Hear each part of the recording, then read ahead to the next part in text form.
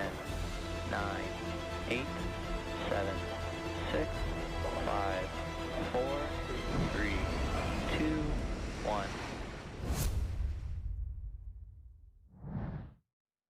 Hello and welcome to our live coverage of the Epsilon mission launch, a moment that brings science, space exploration and international teamwork into one big live event. I'm Matt Russell and I'm absolutely delighted to be joined by our space expert Didier Schmidt, who is European Space Agency's head of future preparation at the Directorate of Human and Robotic Spaceflight. Good morning, Matt.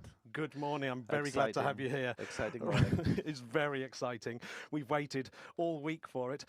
Today, we're not just watching a rocket lift off. We're following a mission that represents many years of preparation, hundreds of scientists and engineers, and the next chapter in Europe's human spaceflight story, from astronaut training, cutting-edge experiments, to the teams on the ground supporting every moment in orbit. We'll be taking you behind the scenes of what it really takes to send a European astronaut into space.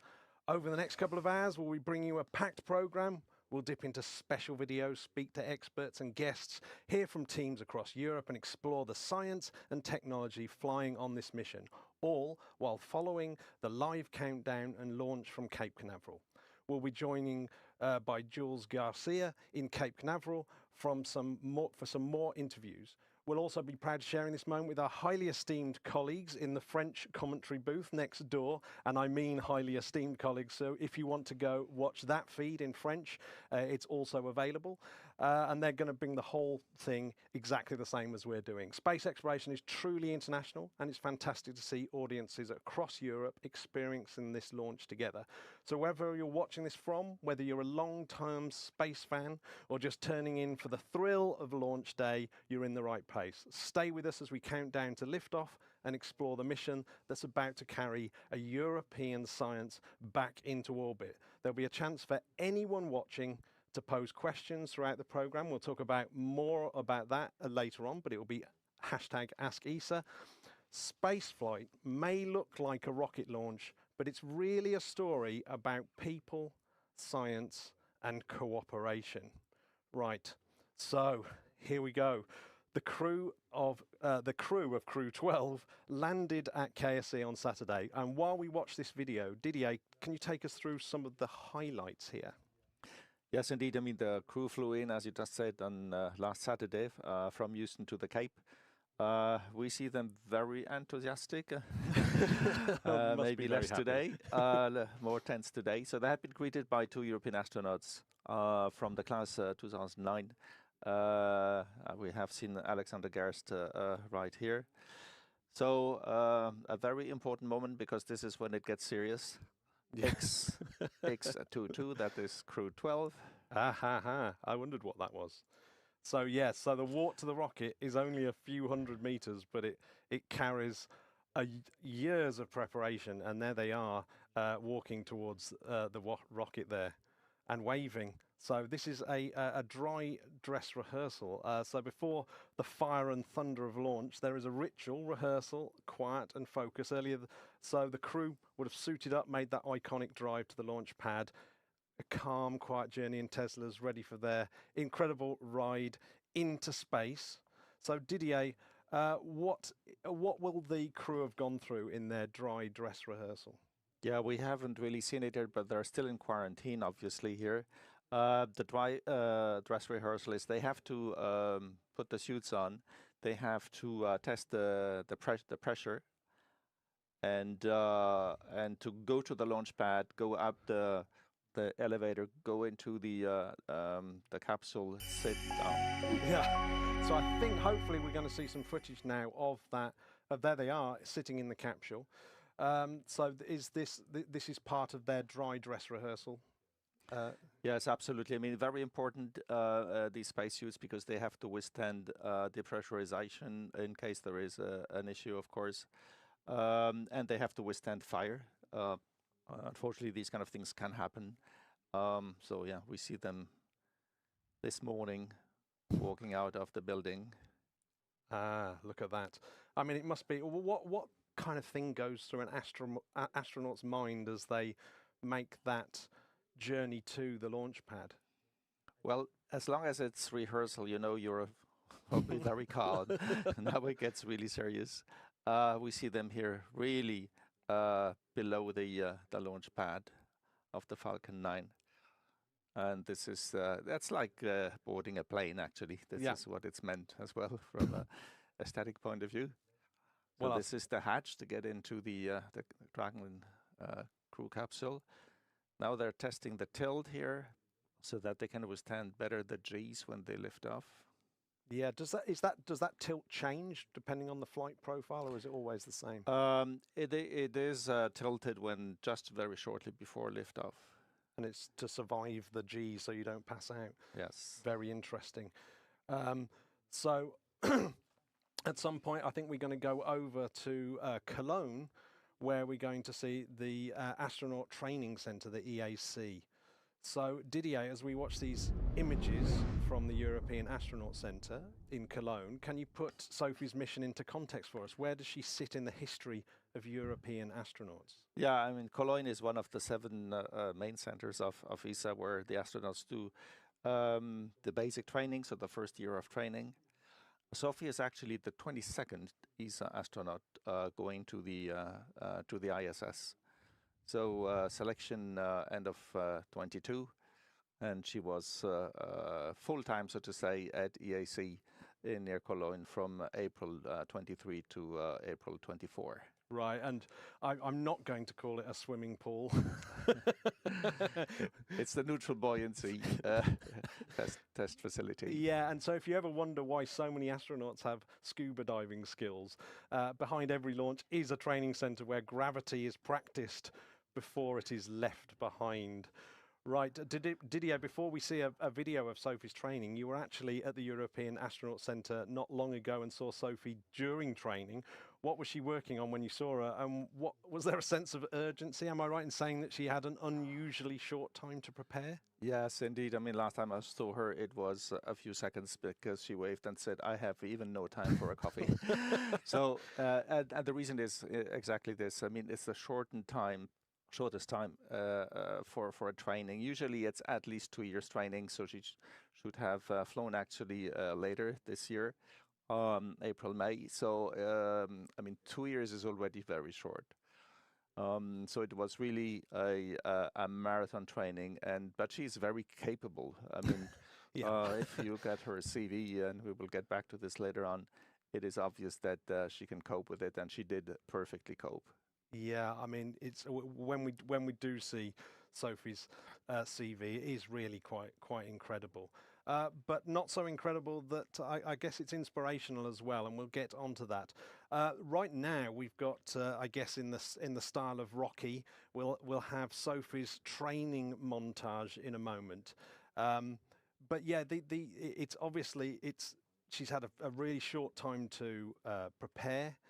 But like you said, she's just one of these extremely capable astronauts. Yeah, and she's also the first one of the 5 astronauts we have selected, first one to fly. So short training as well. Okay, let's have a look at that training montage right now. Astronaut training prepares the body, the mind, and the skills needed to live and work in space. Sophie's journey began at the European Astronaut Center in Cologne. Here she studied how spacecraft systems work and how crews operate together, learning to think and act as an astronaut. During this training, Sophie conditioned her body for spaceflight, completing centrifuge sessions to experience the forces of launch and re-entry, as well as physical conditioning, survival training, and zero-gravity flights. Training is not only about systems and procedures, it's also about understanding how the human body reacts to space. Medical preparation begins long before launch, with continuous testing and monitoring. We follow the astronauts in the preparation for the mission and during the mission and in the rehabilitation phase after the mission. We learn about all the physiological changes that can happen during spaceflight and all the emergencies that can happen. Astronauts receive hands-on medical training, learning procedures they may need to perform themselves in orbit. You can already see in this room some of the equipment that we use for training. So the astronauts And Sophie, of course, as well. They learn to do their own blood draws. They learn to do stitches so that they are able to close a wound if necessary. They learn to extract teeth if ever that is necessary. During critical phases, medical support is continuous. Her flight surgeons follow every step, on the ground and in orbit.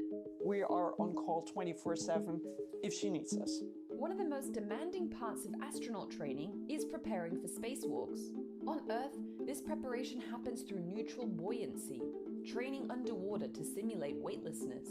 We are here in the neutral buoyancy facility. This is a big water tank, which is 10 meters deep. And inside we immerse mock-ups of the space station, airlock, the Columbus mock-up full scale. And we have all the tools that you can see behind me. These are the spacewalk tools that are operated by the astronauts during their training in Houston in the neutral buoyancy laboratory when they are working the suit, and also the same tool that they will operate in space. Astronauts spend long hours in the pool, repeating precise movements under physical strain.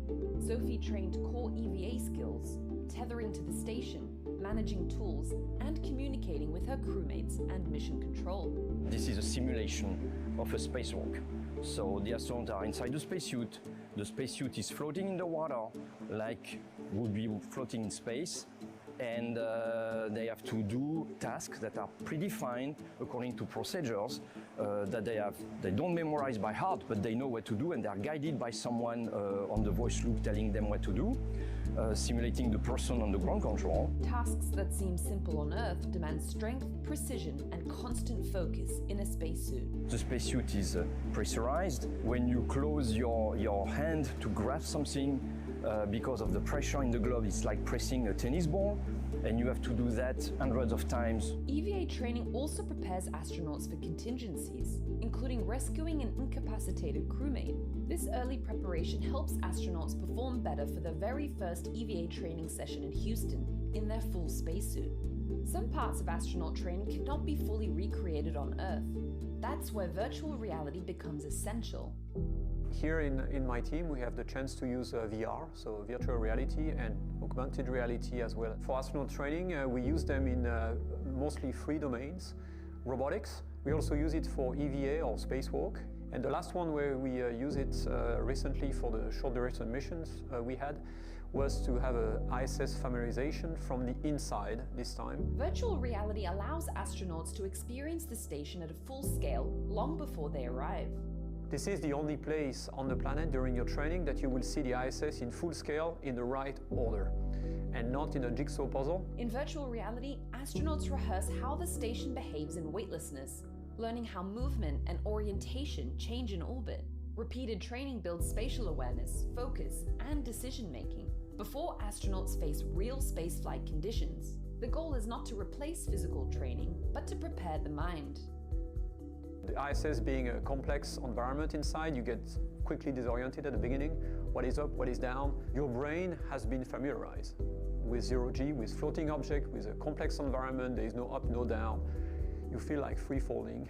Sophie used VR to train robotics, learning how the station's robotic arm moves in 3 dimensions and how precise inputs translate into motion. When I have to teach you coordinate system, for instance, or what is parallax, you will better understand these systems. This is way easier to see it immersively. VR also plays a key role in preparing for spacewalk. When you exit the airlock for the first time and you initiate your EVA, there is an overwhelming feeling that cannot be trained anywhere else but in VR. After years of relentless preparation, Sophie Adenot is fully trained, fully certified, and ready to represent Europe in orbit.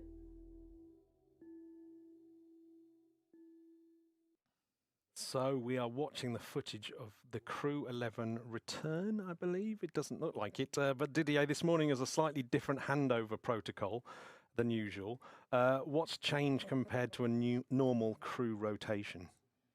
Yes, indeed. I mean, what usually happens is the crew goes to station and they hand over for about 10 days because the crew which is arriving needs to be familiarized with what the other crew has done for the last 6 months or so.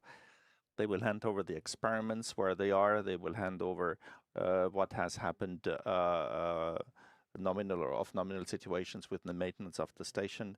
So this takes, over a week.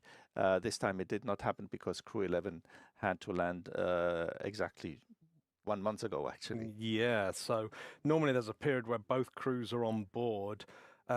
So why would that overlap normally be so important? Well, as I said, I mean, it's a transition, so that on board they can transition. Now they had to do the transition on ground. They had to be debriefed by the crew who has landed earlier, so that they are fully operational first day when they arrive at the station. So it is possible then to do this handover on the ground. So they would have met up and tried to familiarize themselves with everything that was going on. It's obviously more difficult than to have the hands-on handover on board. Yeah. So we had unluckily we didn't really have a glimpse there of any of the Crew-11 return, which we were hoping for. So the previous crew came home earlier than planned due to a medical situation. How unusual is that? I mean, has it happened before? Well, it has never happened before. Now, it was indeed, there was a medical situation which where NASA has decided to bring back the crew earlier than planned, so several weeks before. It was not a very critical emergency, therefore they had time to prepare and get ready and get into the capsule safely and land safely. Yeah. So obviously this launch date was brought forward.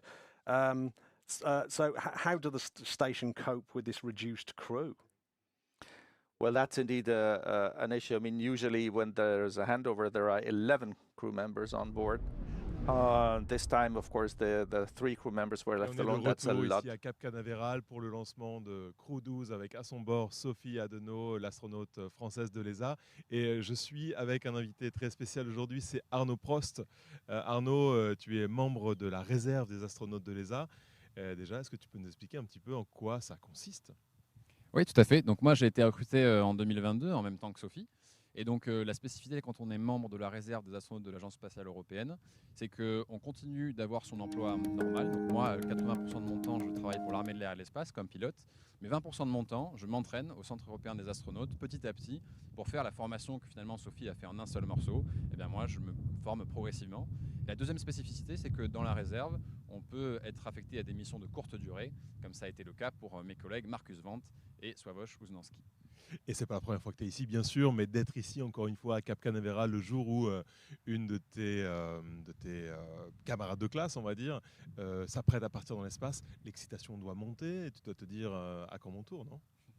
Oui, un petit peu, mais d'abord, je profite de ce moment unique qui est d'avoir une astronaute française qui retourne dans l'espace, très longtemps après Claudie Agnoret. Et donc voilà, c'est une très grande fierté pour moi en tant que Français, en tant qu'Européen, en tant que membre de l'ESA. As a European citizen and as an ESA member, to be able to attend this launch and Sophie's flight. So I'm very proud, and at the same time, it makes things a little more concrete because when you see someone you know well who is going to get on this rocket and do this mission, it gives a much more concrete reality to this dream that drives me. And I can't wait to find a way to contribute to science and space exploration. Beyond the dream, the excitement, any other emotions that drive you, seeing Sophie getting ready, putting on her spacesuit, getting ready to go into space? Yes, I have stars in my eyes, I think, like all French people. It reminds me why I do this and why I've been passionate about space for so long. It motivates me, it brings me back to the deep causes that motivate me in this exploration and this effort. It wakes up the child in me, and I can't wait to see it all. What did you say to Sophie, your friend? Of course, we exchanged a few messages, but I think the last message I want to give her is to not forget to take some time to enjoy it. Sophie is extremely productive. We all know that. We're all very admiring of what she's done so far in training and what she'll do during the mission. But I hope that in all this dynamic of performance, she'll take a bit of time to enjoy, to create memories that she'll keep for the rest of her life, and think a bit about herself in that moment. Thank you very much for being with us right here at Cape Canaveral. Back to you in the studio. We'll meet again very soon with a new guest right here at Cape Canaveral for the launch of Crew-12 with Sophie Adenot on board. was Jules Grandcia at Cape Canaveral, who was interviewing test pilot, professional diver, and astronaut reservist Arnaud Prost.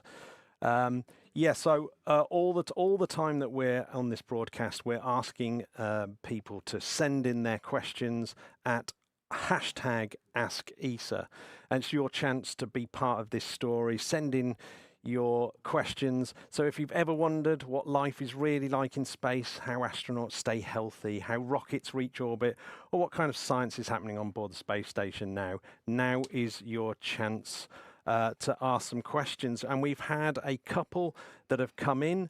So yes, so Didier, here's one that I think is quite fun. How long will it take the crew to reach the space station? Well, it depends what you mean by reaching it. Reaching the altitude of the space station is only 9 minutes, roughly. Then they have to catch up with the station. That will take this time 34 hours. So it really depends which day to launch. If they had launched yesterday, it would be shorter. But this time it's 1.5 days. Yeah. So when Sophie, is another question, when Sophie gets to the International Space Station, how does she go to sleep without floating away? Yeah, they have each their quarters. They have kind of sleeping bags, which with kind of bungee, so they feel some pressure, so to say. They're still in weightlessness, obviously, but at least they feel that they are, so to say, in bed. Right. Yeah. So here's a very hard question. Why should we invest in space exploration when there are urgent problems here on Earth? Well, there are always urgent problems, obviously. But if you compare, actually, if you look at the figures, if you compare the budget of space flight to healthcare and others, it is very, very, very small. It's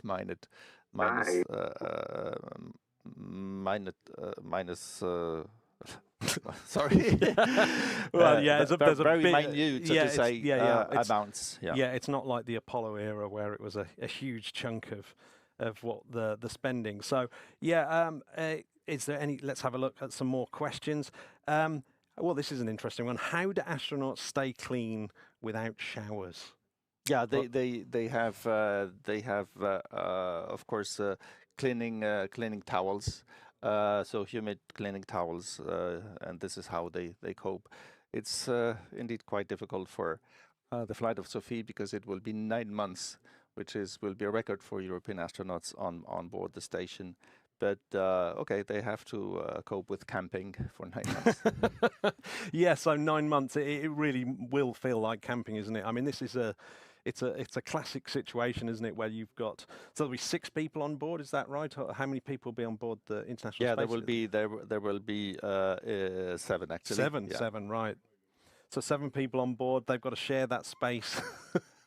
Yeah, the whole space of the station is about the volume of a big airplane. Yeah. So 747 kind of.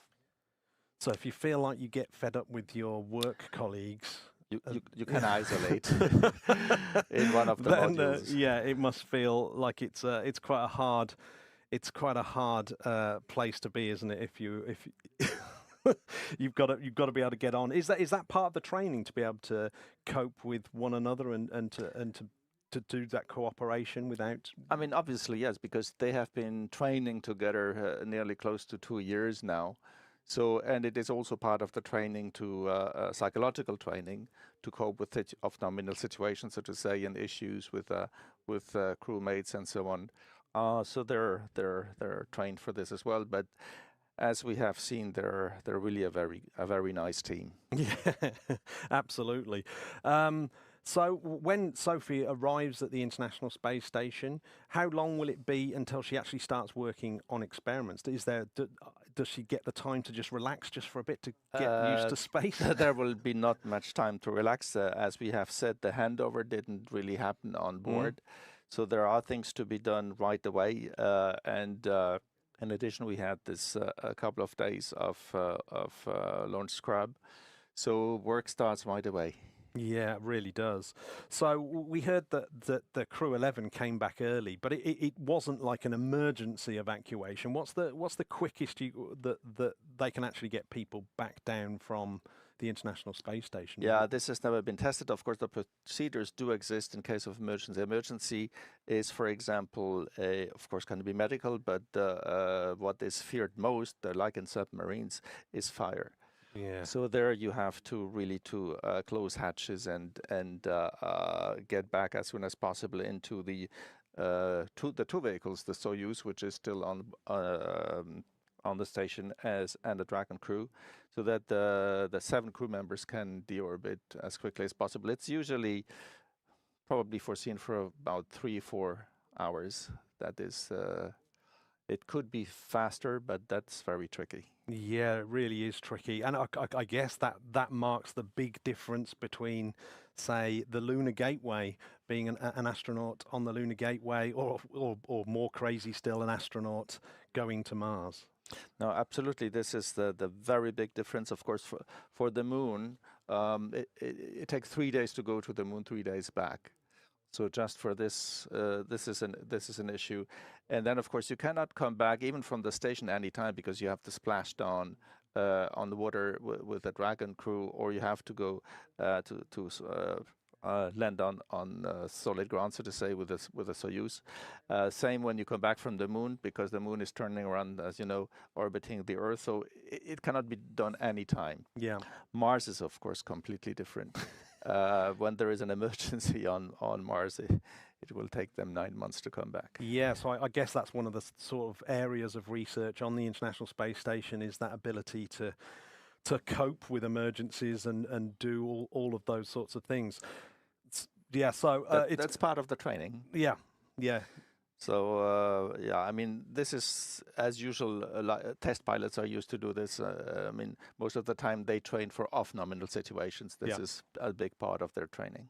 Right. Well, in the meantime, keep those amazing questions coming in. There's been some really brilliant ones so far. So we'll bring them more live into the show. Right, Didier, we are waiting for one of the key green lights before launch. This check relates to the launch escape system. First of all, what is the launch escape system? Yeah, a launch escape is when the capsule itself that you see here on top of the Falcon 9 needs to be ejected if something really goes bad on the launch pad. So Falcon Heavy is 2 stages, so anything can happen, of course, during refueling and at the start of the liftoff. What is different from previous technologies, like for Soyuz or even for the Artemis Orion capsule, those 2 vehicles have a pull tower. So it's a very strong engine which pulls the capsule, so to say, away as much as possible, a few miles away from the launch pad. If there is a real off-nominal situation, as we say, you can imagine what. And but for the Dragon crew, the jets, so to say, the engines are embedded on the bottom of the capsule. So the whole system, you don't see it. That's what I was saying here. You don't see the system. Yeah, it's integrated into the capsule. Absolutely. And that was part of SpaceX's original planning, was to be able to land on land, wasn't it? That's exactly what indeed the engineers have thought about first, to use these when they're unused. Of course, obviously, when you land again, you could land then not just splash down on along the coast of California, but you could then land on ground like the Soyuz did. That would have been fantastic, but they dropped this idea later on. Right, yeah. Well, I mean, I guess it's testament that the safest missions are the ones prepared for the unlikely. Right. I think we're coming up to that moment now where that launch escape system, the status is going to be revealed. Hopefully. Let's have a listen in.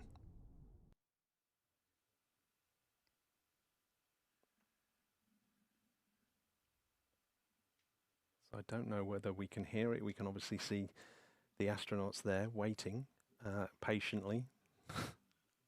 Yeah, the hatch is now fully closed. They are now on their own inside the capsule. So yeah, it's obviously, I guess, that they have a vested interest to pay special attention to their launch escape system.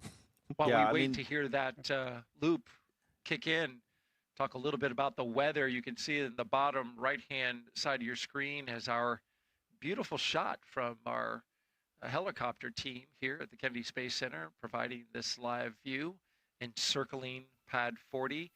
Beautiful weather outside, especially for launch. We are now, according to Launch Weather Officer Brian Sizik, who's working this launch, we are now 95% go. That's up from 90. I'll take those odds. Those are great ones. A nice overnight launch. There was a weather discussion, about a front that just recently came through. We do have a few showers. Right, yeah, so obviously they're talking in the feed there, they're talking about the weather. So, yeah, well, obviously the weather is one of the reasons why we're sitting here on Friday and not Wednesday. Yes, indeed. It's not just the local weather on ground. That's one element. The weather issues are mostly high-altitude winds, and this is where there could be a drift when you launch in the first phases of the launch. Yep. The launcher could drift too much, and that is what held back the launch the last 2 days. Right, as we said earlier on, Sophie Adenot is got quite the CV. So here's a prepared video of Sophie's biography. I dreamt of becoming an astronaut since I was a little girl. It was part of me for a very long time. I grew up in the countryside in the middle of France in Burgundy. I was raised in a family where curiosity was very much encouraged. We were given a lot of freedom to explore the world by ourselves, and learning was part of everyday life. My grandpa was a mechanic in the French Air Force, and I was hearing his stories about how he would repair aircrafts and how he would give those aircraft to pilots. He lived a lot of adventures with the Air Force, and I really wanted to live a life full of adventure, and all those resonated in me. As a child, I was very inspired by all the biographies of explorers, of adventurers, scientists. I really wanted to have a job which combines science, exploration, adventure. I wanted to live a life full of adventures. I read also the stories of pioneer women. Biographies that touched me the most at that time were the one of Marie Curie. I thought she was really an example for courage and also determination and giving her knowledge to science, and that was a big impact on me. I really wanted to work for science. When I heard that Claudie and Andrei launched to space, I was 14 years old, and at that time I already knew that I dreamt of becoming an astronaut, but didn't really know it would be possible. I really kept this dream far away, not reachable at all, just like a dream, a kid's dream. But when I saw she launched, I thought like, wow, I want to do my best to make it happen for me. I studied aerospace engineering at a university called ESA Super-Héros in Toulouse in France.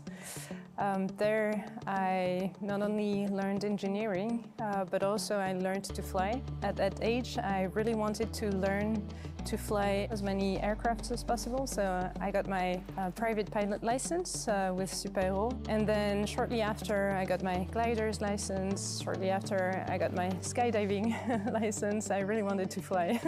So basically every opportunity that was given to fly, I was full on.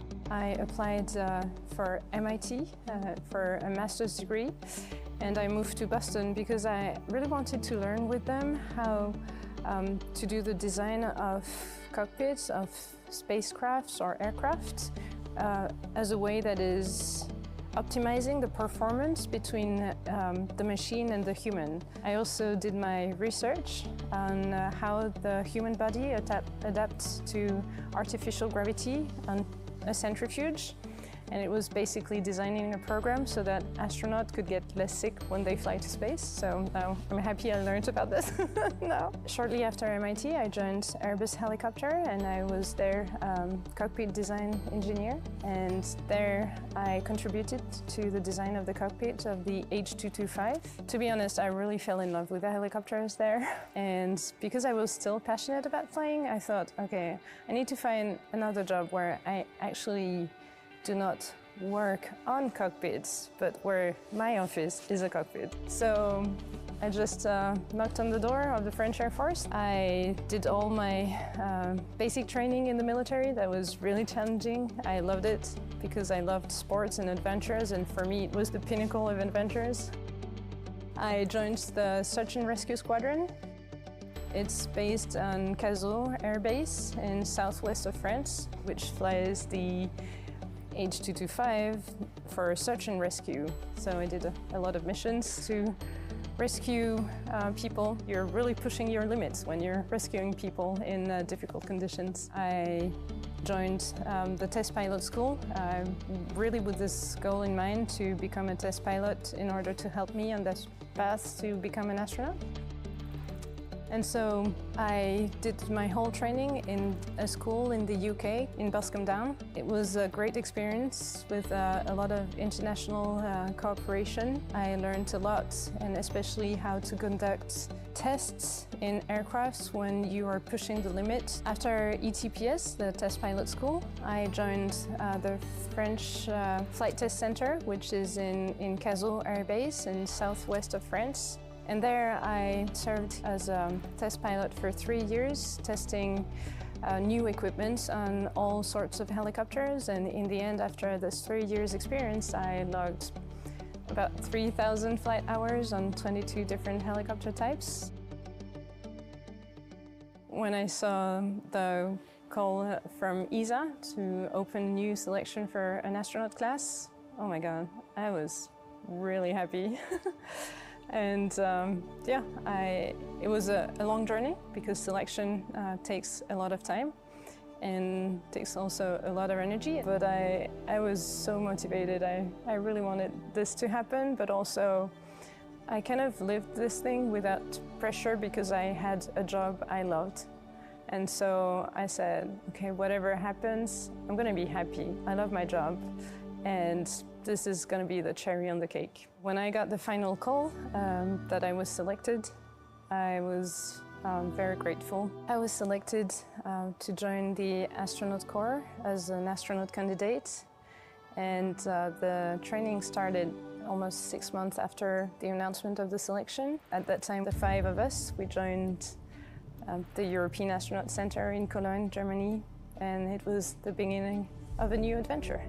At the beginning of the basic training, we are astronaut candidates, and there's a lot of theory, a lot of classes, a lot of time sitting at a chair, taking notes, learning new science. Yeah, it's 1 year that is kind of intense because we go through all of the topics that we need to learn in order to have the foundations and to understand better how spaceflight works. So then in spring 24, we received our diploma as astronauts. And soon after, it went very fast. Raphael and I were announced to be assigned to the first missions of our class.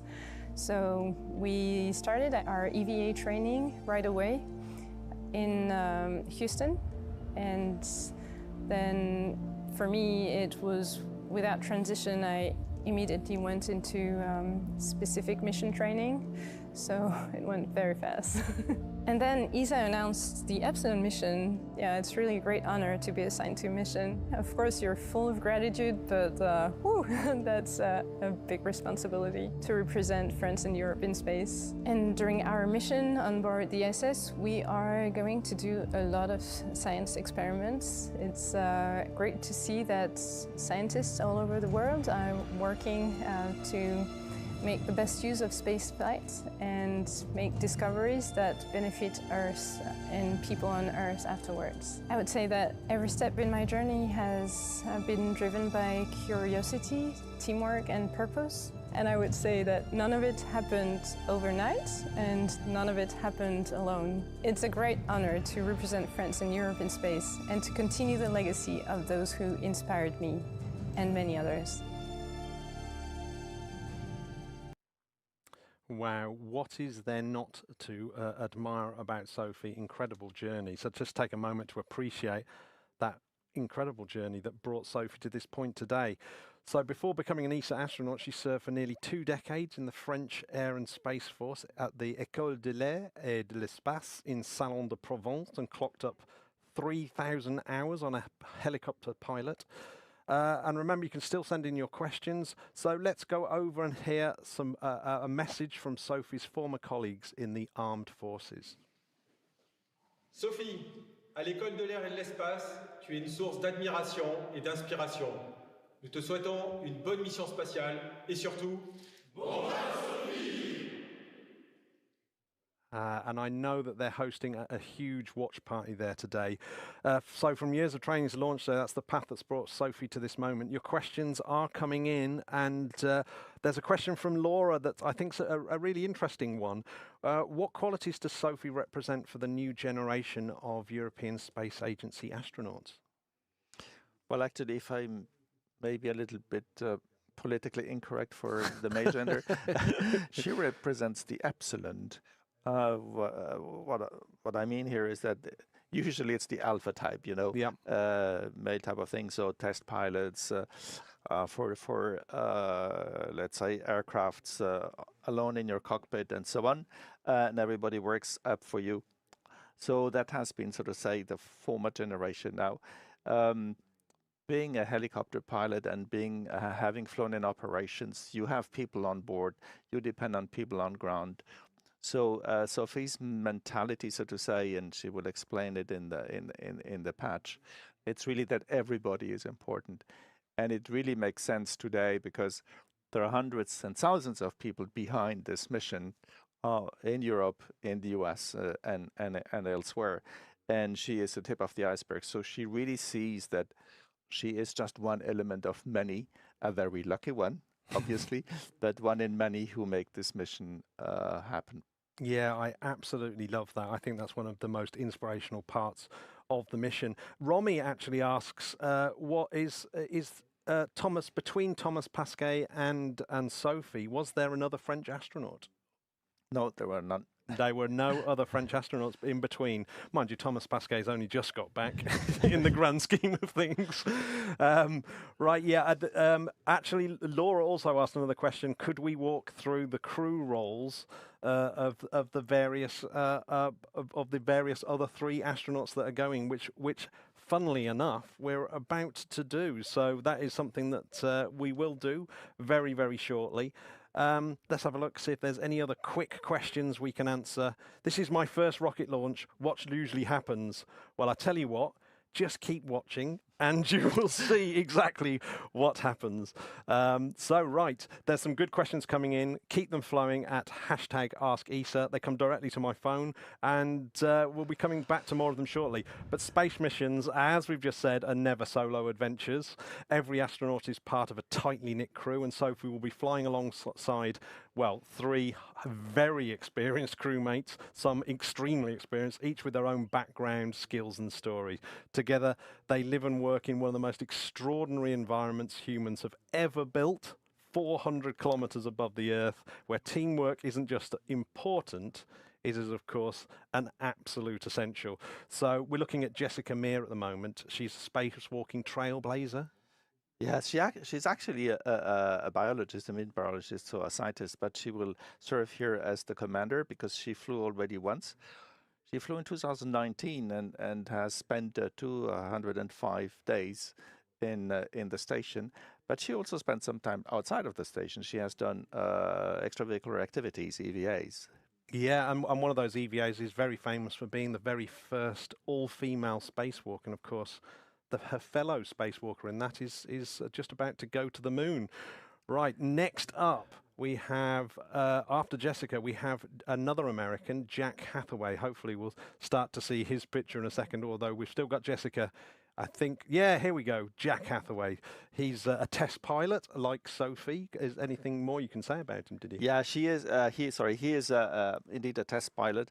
So quite a typical career, so to say, of a U.S. Military jet pilot.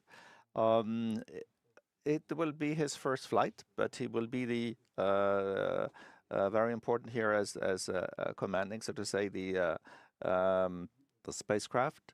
So very interesting because usually you have quite a lot of experienced astronauts who refly. That's mostly the case on the Russian side, but on the US side there is quite a strong turnover. And right, so now we have Andrei Fedyaev. I'm bound to have slaughtered his name there. He's a seasoned cosmonaut.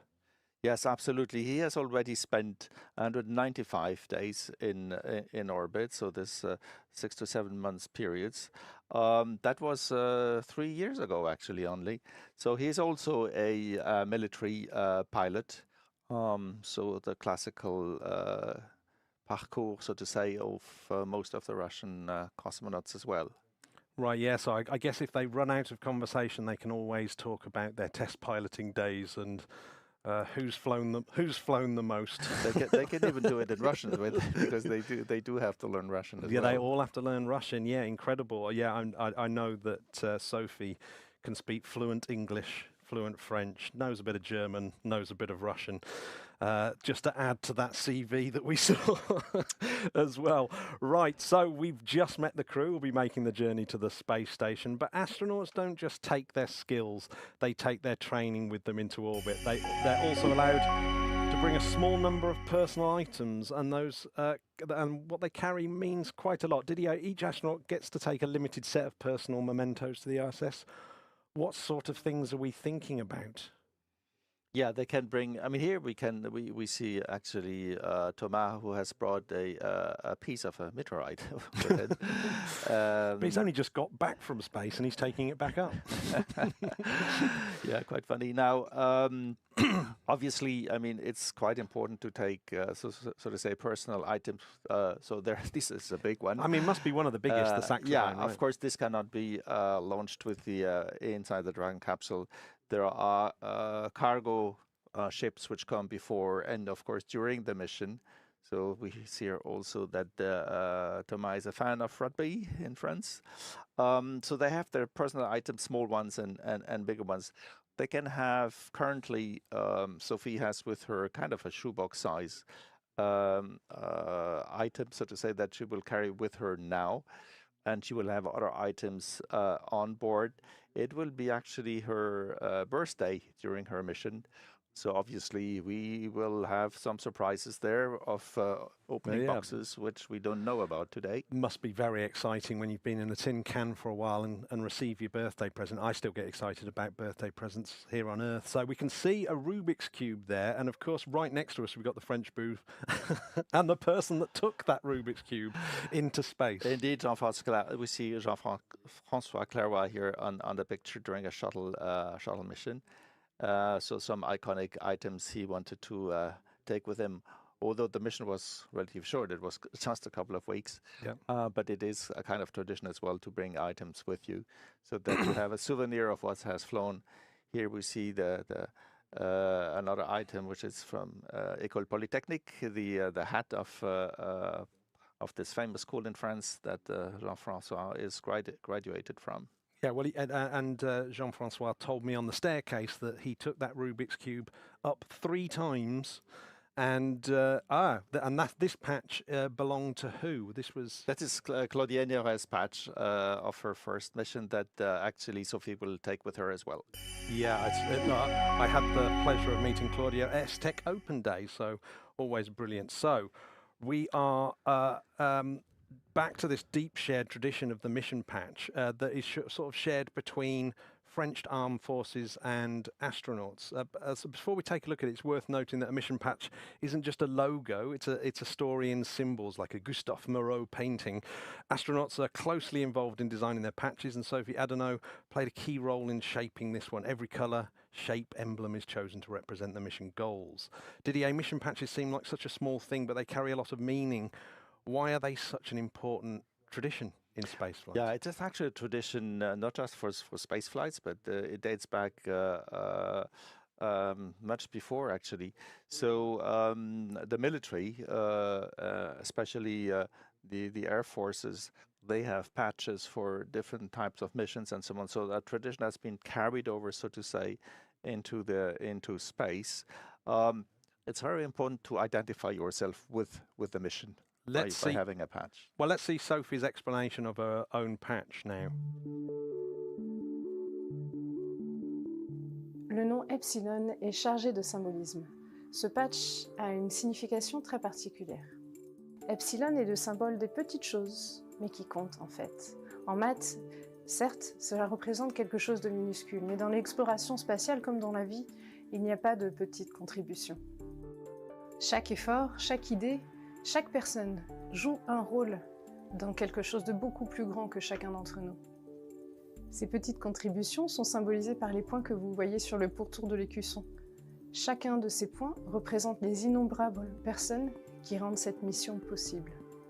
En haut, 3 de ces points brillent en bleu, blanc, rouge, en l'honneur du drapeau français, mais aussi en l'honneur des destinations d'exploration de l'ESA, la Terre, la Lune et Mars. Au centre, on voit un colibri. Bien qu'il s'agisse de l'un des plus petits oiseaux de la Terre, il est très important pour l'écosystème. Il est symbolique car il pollinise de nombreuses plantes. Et il nous rappelle que même les plus petites actions peuvent avoir une signification extraordinaire. Le nom epsilon s'inscrit dans la tradition française qui consiste à donner aux missions spatiales le nom de corps céleste. C'est le nom de la 5e étoile la plus brillante de chaque constellation. 5, c'est également un clin d'œil aux 5 d'entre nous qui avons été sélectionnés comme astronautes de carrière de l'ESA en 2022. Il y a aussi une étoile filante, pour faire des rêves. Les 3 lignes derrière le I reflètent nos rêves et l'étincelle qui nous pousse à explorer. En bas du patch, en arrière-plan, vous pouvez voir la Terre et la beauté de la nature, toute simple. Une montagne, un arbre. Et ça nous rappelle pourquoi nous allons dans l'espace, pour apprendre, explorer et ramener les connaissances pour le bien de toute l'humanité sur Terre. Ce patch nous invite à croire au pouvoir de chaque petite action, car ensemble, ces minuscules contributions peuvent tout changer.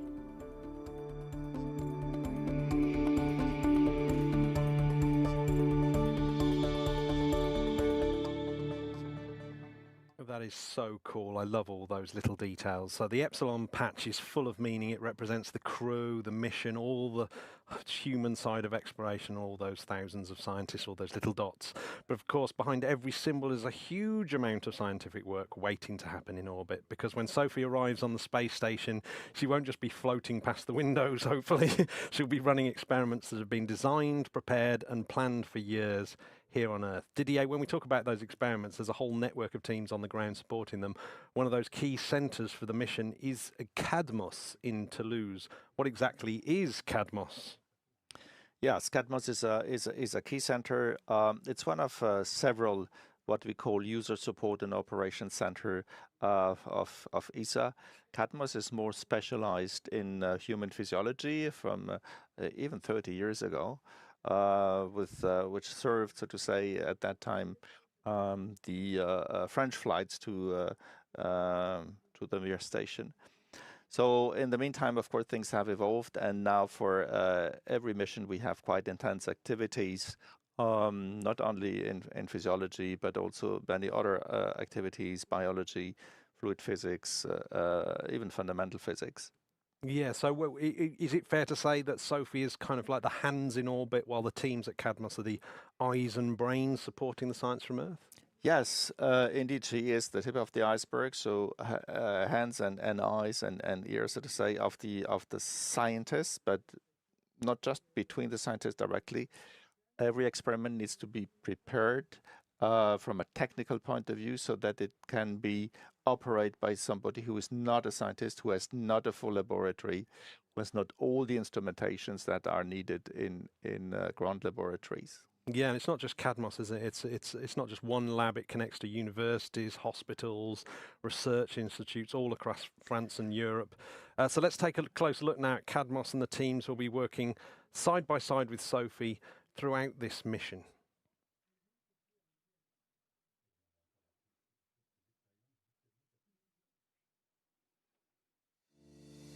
Le CADMOS, c'est le centre d'aide au développement des activités en micropesanteur et des opérations spatiales. C'est un service du CNES qui est là pour à la fois préparer et ensuite suivre en opération les expériences à destination de la Station spatiale internationale et en micropesanteur de manière plus générale.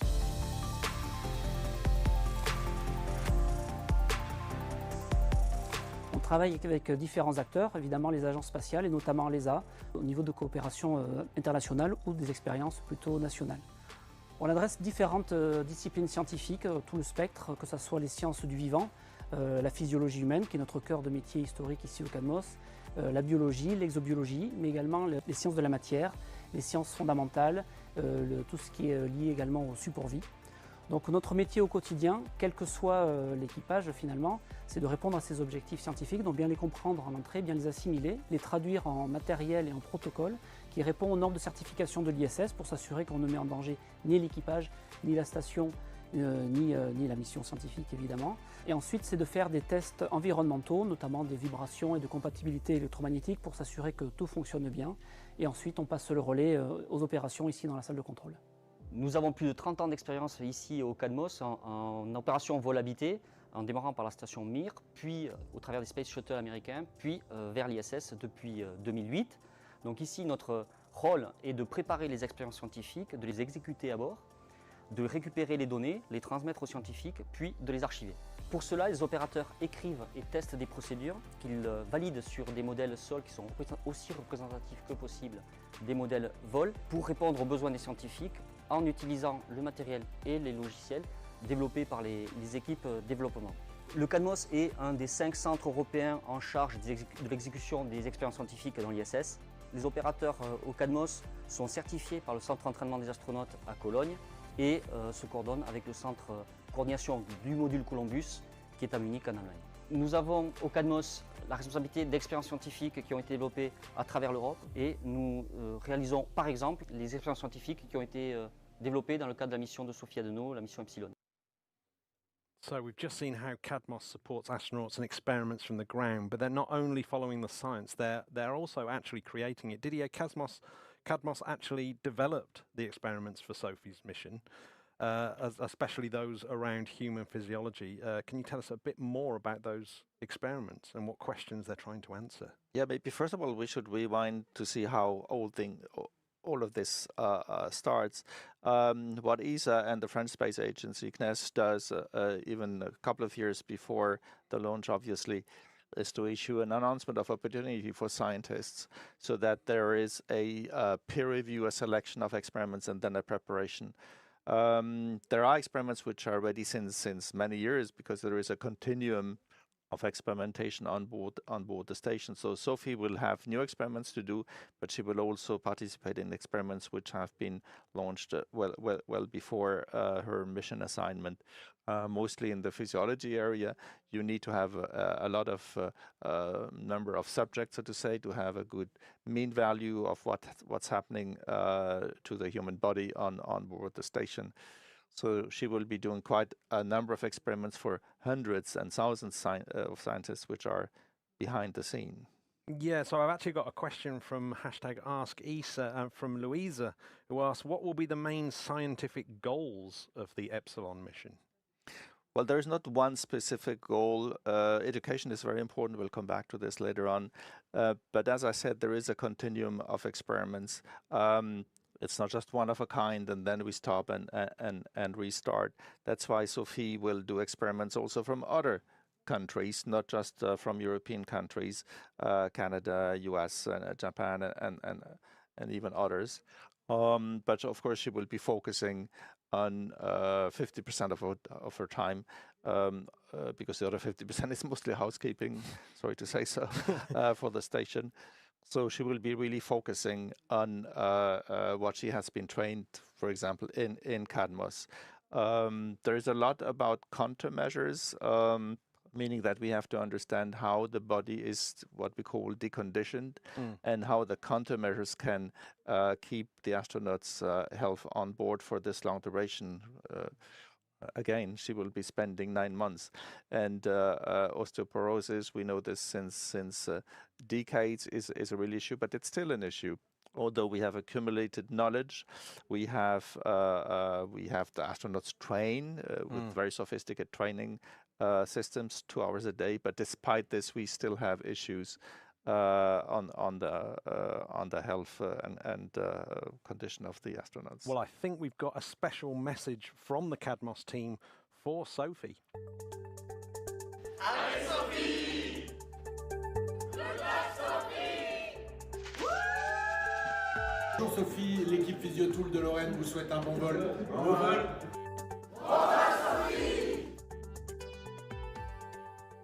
Yeah, so we have just passed the hour mark, 1 hour till launch. And yeah, that's just testament. The human body becomes both explorer and experiment.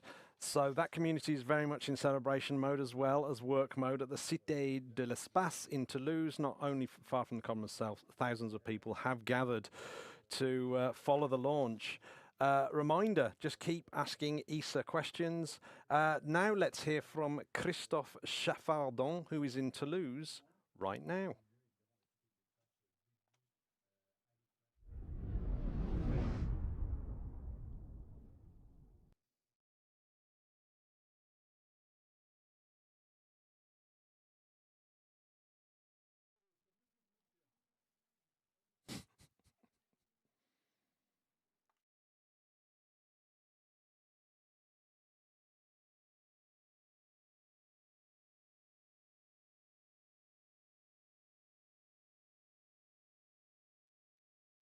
We are everywhere. We have 3,000 people who actually managed to register for all of this. You have a lot of people everywhere, including on the stage, because we have Sebastian Bart and the whole team with us, the team of CADMOS at the CNES.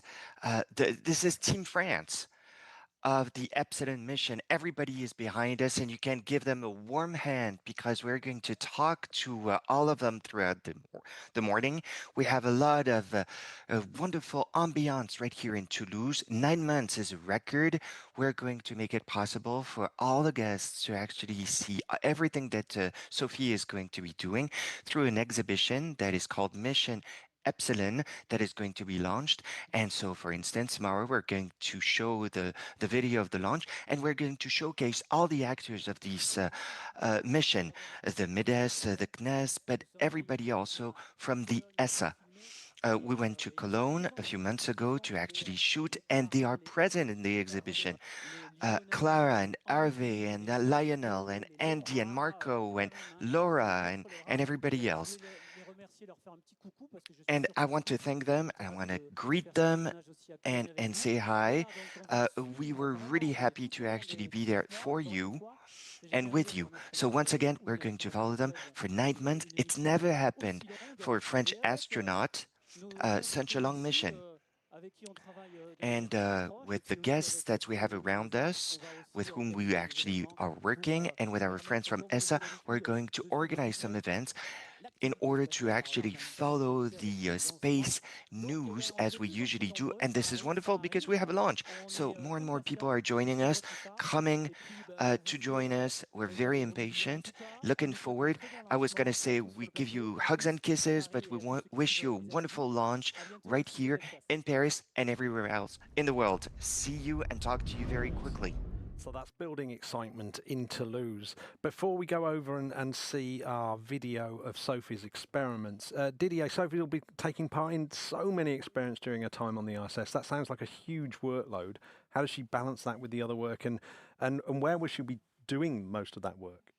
Yeah, I mean, most of the work will be done in the Columbus module, which is the European Space Agency's module on the habitat, so to say, on the station. It has been launched in 2008 already, so we are operating this module and having our experiments in there. Not just our experiments, we have also other host experiments, so to say, from other countries in there. So she will be spending quite a lot of time in that module indeed. Yeah, and Columbus is very much a major contribution, wasn't it, of the European Space Agency to the International Space Station. So let's have a look at Sophie's video.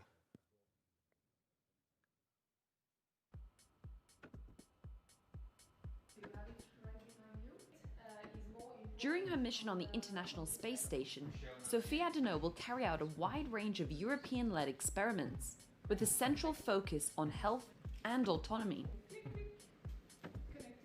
One of these experiments tackles a fundamental challenge of human spaceflight: keeping astronauts healthy. Without daily exercise, muscles and bones weaken, and the cardiovascular system deteriorates. Yet astronauts must be ready to return to Earth and cope immediately with gravity.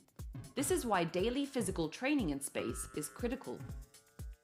Every single cell in our body has been adapted to 1G Earth gravitational field, and when you are in microgravity, the entire physiology works differently. To say it in simple terms, use it or lose it. So whenever the body doesn't use a certain system, it will just lose it. And this applies to bones, muscles, the cardiovascular system. Also something we haven't done yesterday? To meet this challenge, ESA has developed the European Enhanced Exploration Exercise Device, or E4D.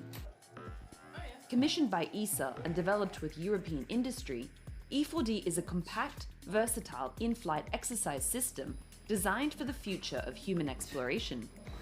It was a good workout. And that wraps your BDCs. E4D is a precursor exercise device. You can imagine this like trying to take all the equipment that is inside this gym and put it into a small box. And that's what the E4D is. E4D enables astronauts to perform more than 30 strength exercises and up to 100 variations, many of which have never been performed in microgravity before. And you're done. By comparing space-based exercise data with ground tests, researchers can better understand how the human body adapts to microgravity and how to protect it during long-duration missions. Its resistive mode can simulate different gravitational environments, allowing astronauts to experience what exercising on another planet might feel like. A key innovation of E4D is its motion capture system, which tracks astronaut movements in real time, designed to support safe, autonomous training in space. We started looking into motion capture and deep learning. This has also great potential for later use in space, where we don't have direct communication with our crew members. They will see themselves as an avatar displayed right next to them, so that they can self-correct. Like here in a mirror, when you would be in the gym and you would stand in front of the mirror and you would see, oh, I'm a little bit off, so I need to change my posture. Sophie will also carry out a series of French-led experiments, developed and operated by CADMOS, Kinesis Center dedicated to human spaceflight and microgravity research. Our objective for Sophie's mission is threefold. The first one is to advance scientific knowledge by doing experiments related to physiology, which is the heart of our expertise at CADMOS. Our second objective is to prepare technologies for long-duration manned mission for the future of human space exploration. And our third objective is to embark with us kids, students, by having a dedicated payload, educational payload called Chloris, that they will do in their classroom, while Sophie will do it in the ISS, and we'll hope to inspire them, to guide them towards scientific careers. One of the key experiments is EcoFinder, a technology demonstration that enables astronauts to perform ultrasound scans autonomously. EcoFinder adds a layer of augmented reality and artificial intelligence to guide an astronaut without any medical background nor remote support to be able to perform quality images of organs. These images are then transmitted to Earth, where they can be analyzed by medical specialists. This capability is essential for future missions to the Moon or Mars, where communication delays prevent direct medical assistance. It also opens new possibilities for healthcare in remote or isolated environments on Earth. Another health-focused experiment is PhysioTool, a new medical monitoring system that combines synchronized and ambulatory sensors to track astronauts' health during their daily activities. This includes arterial neuronal activity, blood flow, blood pressure, heart rate, temperature, oxygen saturation, respiratory rate, and sleep. The other aspect is to give autonomy, more autonomy to the crew, especially in terms of health monitoring, self-diagnosis. Sophie will also take part in EcoBones, an ultrasound experiment carried out before and after her mission to study changes in bone structure and blood flow during long-duration spaceflight. She will also support experiments studying microbial contamination. Multi-ISS uses multispectral and fluorescence analysis to observe and characterize biological contamination on spacecraft surfaces, while Matisse tests innovative materials and coatings designed to trap or repel microbes, helping protect astronaut health. Finally, Sophie will test Eurosuit, a new intravehicular spacesuit prototype, to evaluate how quickly astronauts can get into the suit and out of it again in emergency situations. So we've been talking about the experiments Sophie will be carrying out in orbit, but it's worth remembering, of course, that Sophie didn't start off as a scientist. I know she's got a couple of master's degrees in engineering, but she's a helicopter pilot from the French Air Space Force. Didier, that's a huge transition. How do you take someone with operational flying background and train them to become complex scientific experimenters in space? Yeah, that is really part of the 2 years of training. Most of the astronauts, of course, are not scientists. Jessica Meir is one, but that's some kind of exception, so to say. But even if you're a scientist, you cannot be specialized in everything that needs to be done on board the station. The fields are so varied. Having an experiment or doing an experiment in the lab is already complex by itself. So what needs to be done, and we have seen what is done in CATMOS, is to simplify this without deteriorating, so to say, the purpose of the experiment itself, to simplify it so that it can be operated safely and not to be bulky. You cannot take an MRI. It takes a lot of work from the engineers to have something which you can operate on station, and then of course, Sophie and others need to be trained to operate these systems. Yeah, well, there's out of those 19 have been made under European Space Agency leadership, with 7 specifically developed by CNES. How important is it for Europe and for national agencies like the French Space Agency, CNES, to have their own experiments flying in orbit? Yeah, I mean, what we say, of course, is that Sophie is an astronaut of the European Space Agency, but she has a nationality. So that's why, indeed, CNES has developed, as you said, 7 experiments. So typically French experiments, so to say. ESA has 19 experiments on board, but she will be even operating more than those experiments. So it's very important also to have Sophie related, of course, to her country, and that's why there is a specific, let's say, kit of experiments which have been done at the national level. Yeah, so don't forget to keep those questions coming into #AskESA. With all that cutting-edge science is happening in orbit and in laboratories on the ground, there's another side to the mission, the excitement and inspiration it brings here on Earth. So I'm going to give a big hello out to the Cité de Sciences in Paris, where people of all ages have gathered to watch this launch. So keep those questions coming in at #AskESA. Right, now we're going to be looking at some extra things. So hopefully there's a brilliant atmospheres at all these launch parties, and we're getting to the real business end now, aren't we, into the last 46 minutes.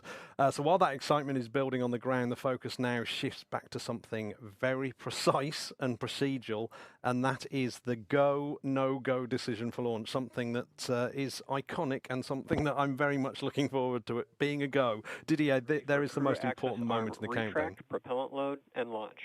Right, can you explain? For all operators in MCCX and Hangar X, both control rooms will go into lockdown at T-minus 45 minutes and will remain in that state until the launch escape system is disarmed. All operators are to remain at their console and maintain a sterile cockpit until ND confirms successful disarming of the launch escape system following orbit insertion or propellant offload in the event of a scrub. For non-urgent no-go conditions, brief the CE or LD and they will approve aborting the countdown. For urgent issues affecting the safety of the operation, operator shall call hold, hold, hold on the countdown net. Launch control will abort the launch auto sequence immediately and proceed into the launch abort auto sequence. At T-minus 10 seconds, launch control will be hands-off and relying on automated abort criteria for the remainder of the count. Operator shall advise the launch director whether structural breakup or fire is imminent or occurring per Dragon manual escape flight rules. Launch control, you may proceed with arming the crew arm for movement.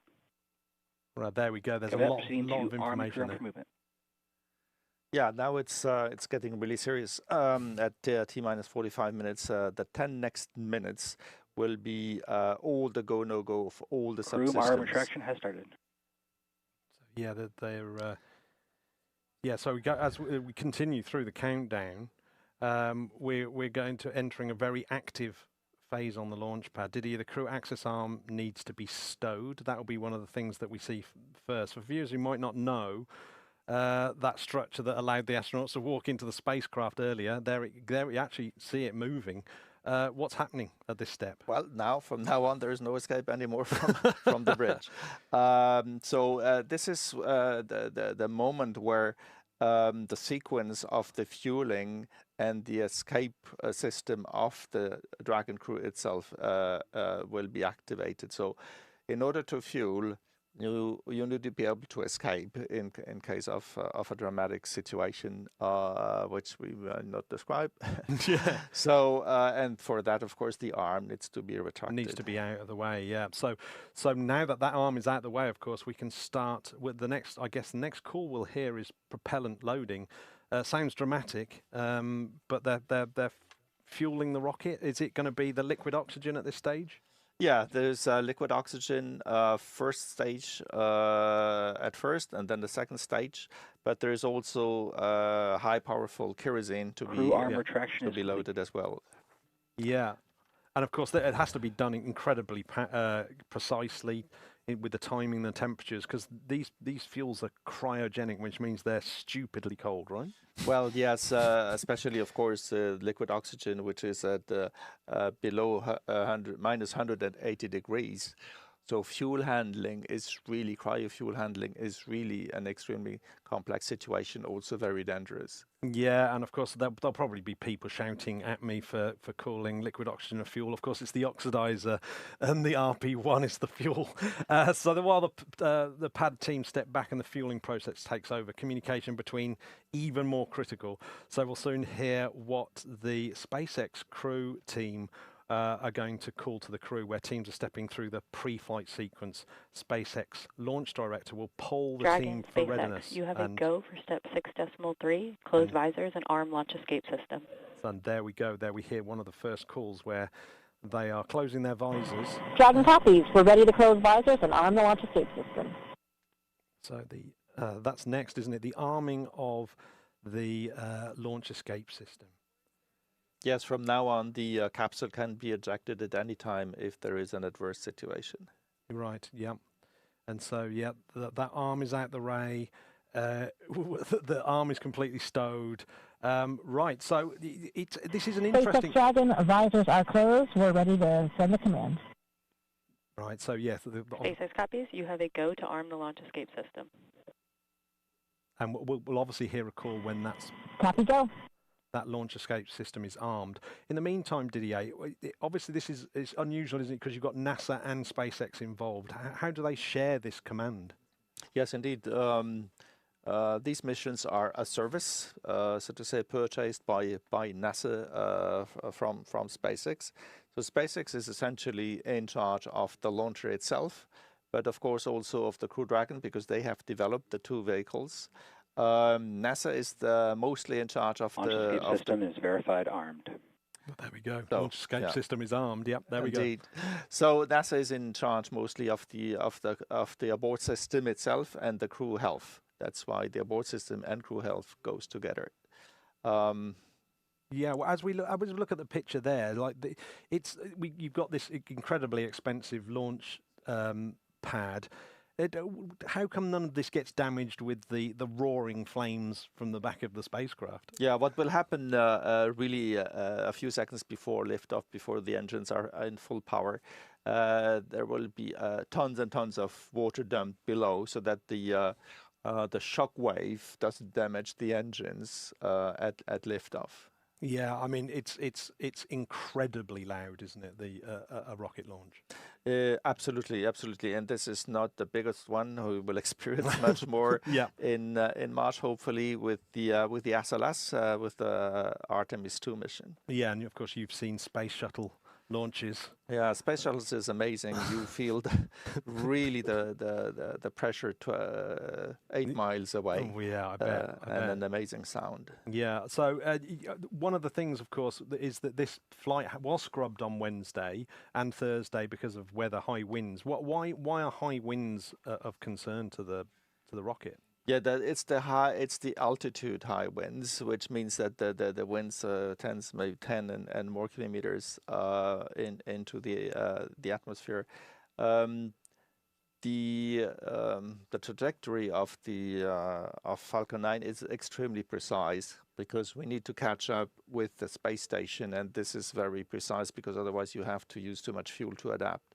And if you have some drag due to the wind, you need to adjust the trajectory, and this costs, so to say, fuel, and is more complicated to handle.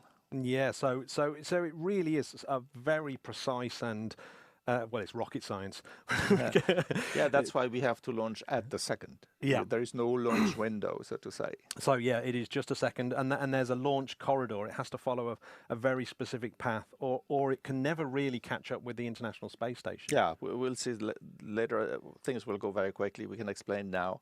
So yeah, indeed, the launcher needs to go as much up as possible in a corridor vertically, and then only curve up and go horizontally to go to this about 400 kilometers altitude where the ISS is cruising. Yeah, I mean, one of the I always think is fascinating, isn't it? You're 2 minutes. After 2 minutes, you're in space. After 10 minutes, you've started to build up your speed, but it takes some time, doesn't it, to get actually orbital speed and then to actually chase down the International Space Station. Obviously takes all this fuel and precision. Yeah, it's extraordinary how it all happens. Yeah, I mean, it's the figures are quite are quite crazy. I mean, 80% or so of the rocket is fuel, as we have said, kerosene and liquid oxygen. So 500 tons, which are fueled currently as we speak. And when the 9 engines of Falcon 9 will start throttling, they will be using 200 liters a second. Yeah. So I don't think what kind of car you have, but it's definitely not that inefficient. No. But it doesn't get me as far as quick, I don't think either. I don't think so. What sort of speeds are we talking about to get to orbital speeds? Just put. Yeah. The station is. Falcon 9 tanks. We're venting for the start of propellant load. Expect loud venting.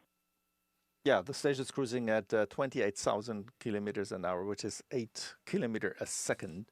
So this vehicle, which is now at what you call V0, so speed 0, needs to catch up within 9 minutes. Yeah. Needs to get to 8 kilometers a second.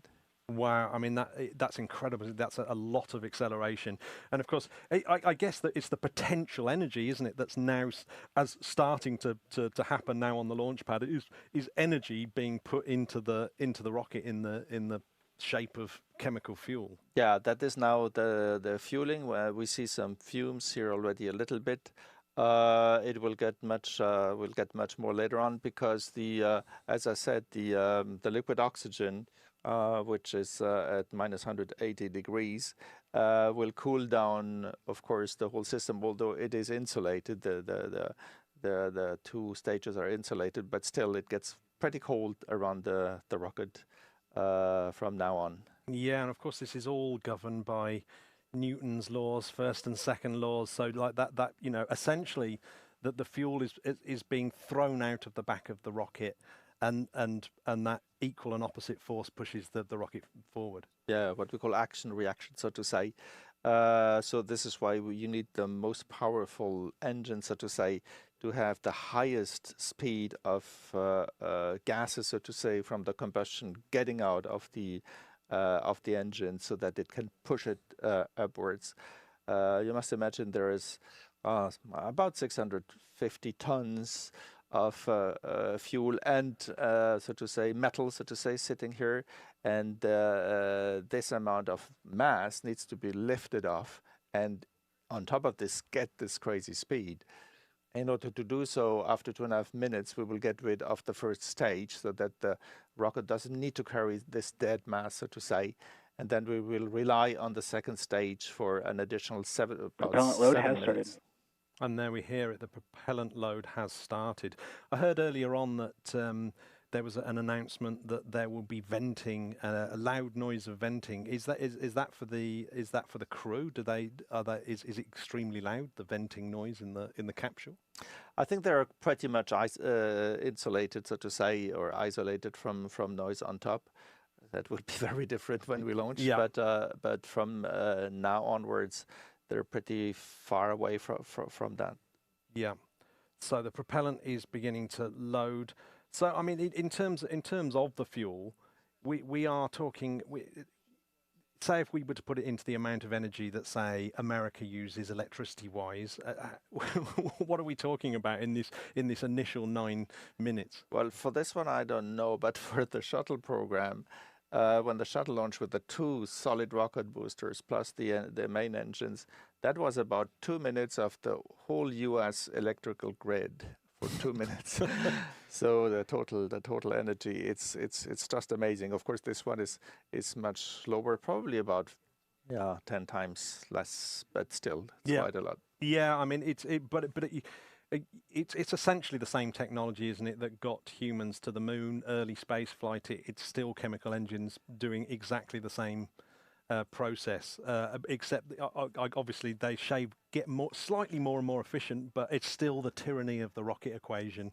Most of the weight that we see now is never getting into orbit. It's just all being chucked out the back to get you there.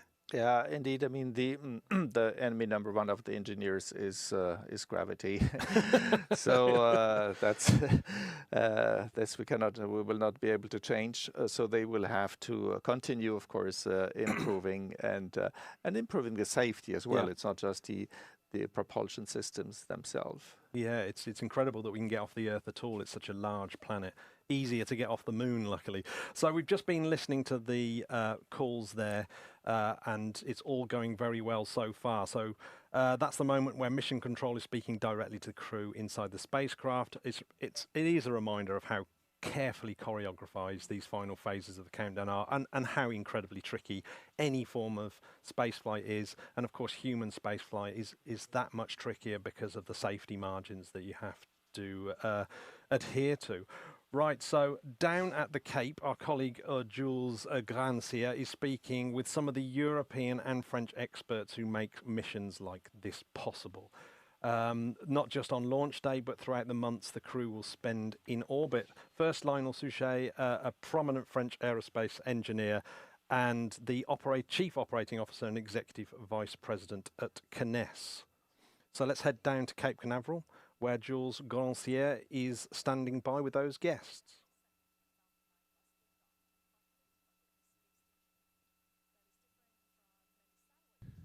Lionel Souchet, bonjour. Vous êtes directeur général. Lionel Souchet, hello. You are the Deputy Director General of the French National Center for Space Studies. France has a long history with manned flights, from the first manned flight, PVH, to ATV, and now Epsilon, and other missions, and the one with Thomas Pesquet a few years ago. Can you talk to us about this long tradition?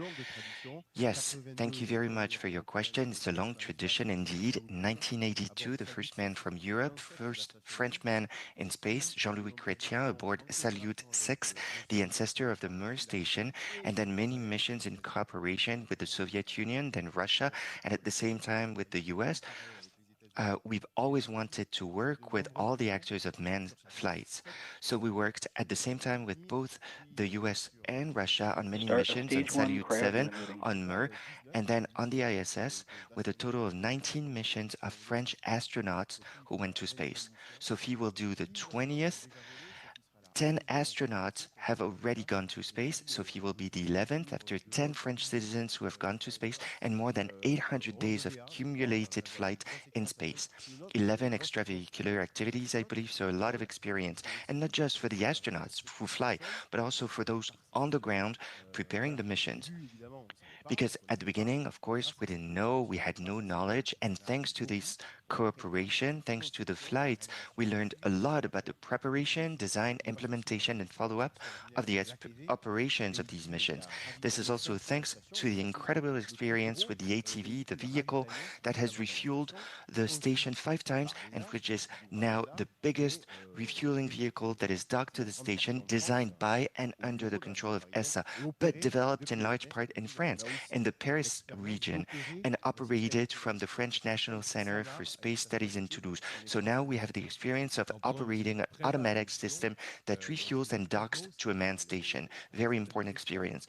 And speaking of those who prepare the mission, there's also CADMOS, which prepares some of the experiments that Sophie Adenot will do in space. So you are one of the creators of CADMOS. Can you talk to us about its role? Yes, it's an important role because at the beginning, on the very first missions that we carried out, we didn't have a specific structure in France. We had to send all our specialists, engineers, and scientists to the site of the host country, meaning either in Russia or in the US, for the whole duration of the mission, to follow the mission, get the data, recover it, give instructions to the crew, and so on. And then when we had effective means of communication, we thought, well, we need to build a center in France to be able to follow these missions and avoid having to travel for long periods of time and have everything at the French National Center for Space Studies. And that's what we did with CADMOS. But beyond following the mission, what makes CADMOS original is that there are some labs that are associated with the control center, and we can prepare the experiments on models that are comparable to the flight models. We prepare them, we repeat them, and then we carry out the mission from the control center. We can do troubleshooting. If there's a problem with the equipment, we go back to the lab and see what we can do. So we have a lot of integration between the lab that prepares the handling process and the control room that allows us to follow the experiments on board the station.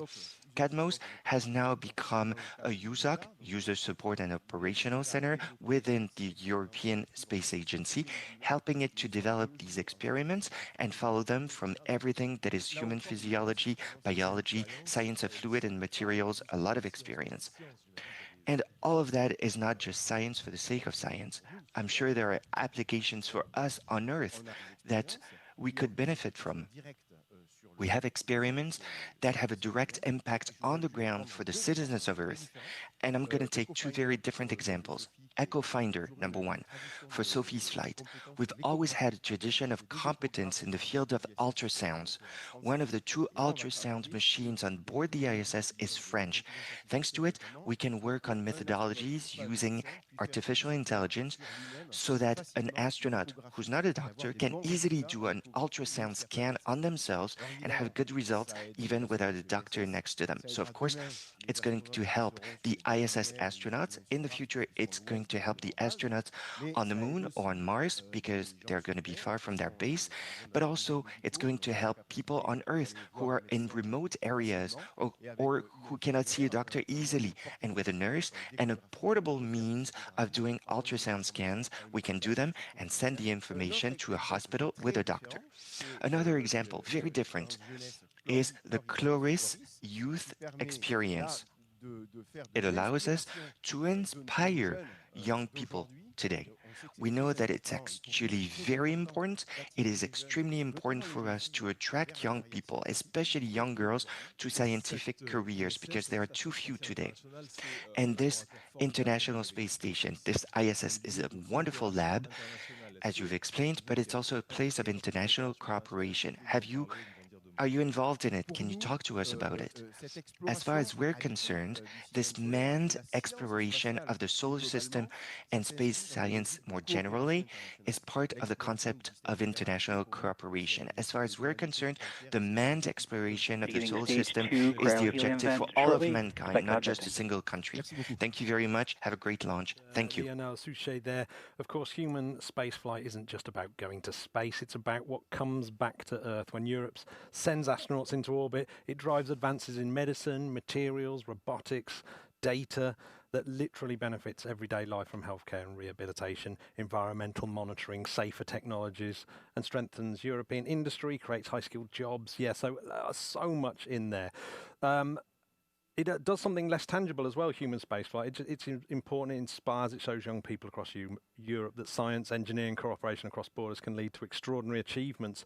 So Jules Grandcier will be joined by Daniel Neuenschwander, ESA's Director of Human and Robotic Exploration, who oversees Europe's role in missions like Epsilon, from astronaut flights to long-term vision exploration of the moon and beyond. Didier, I know you know him very well and work closely with Daniel.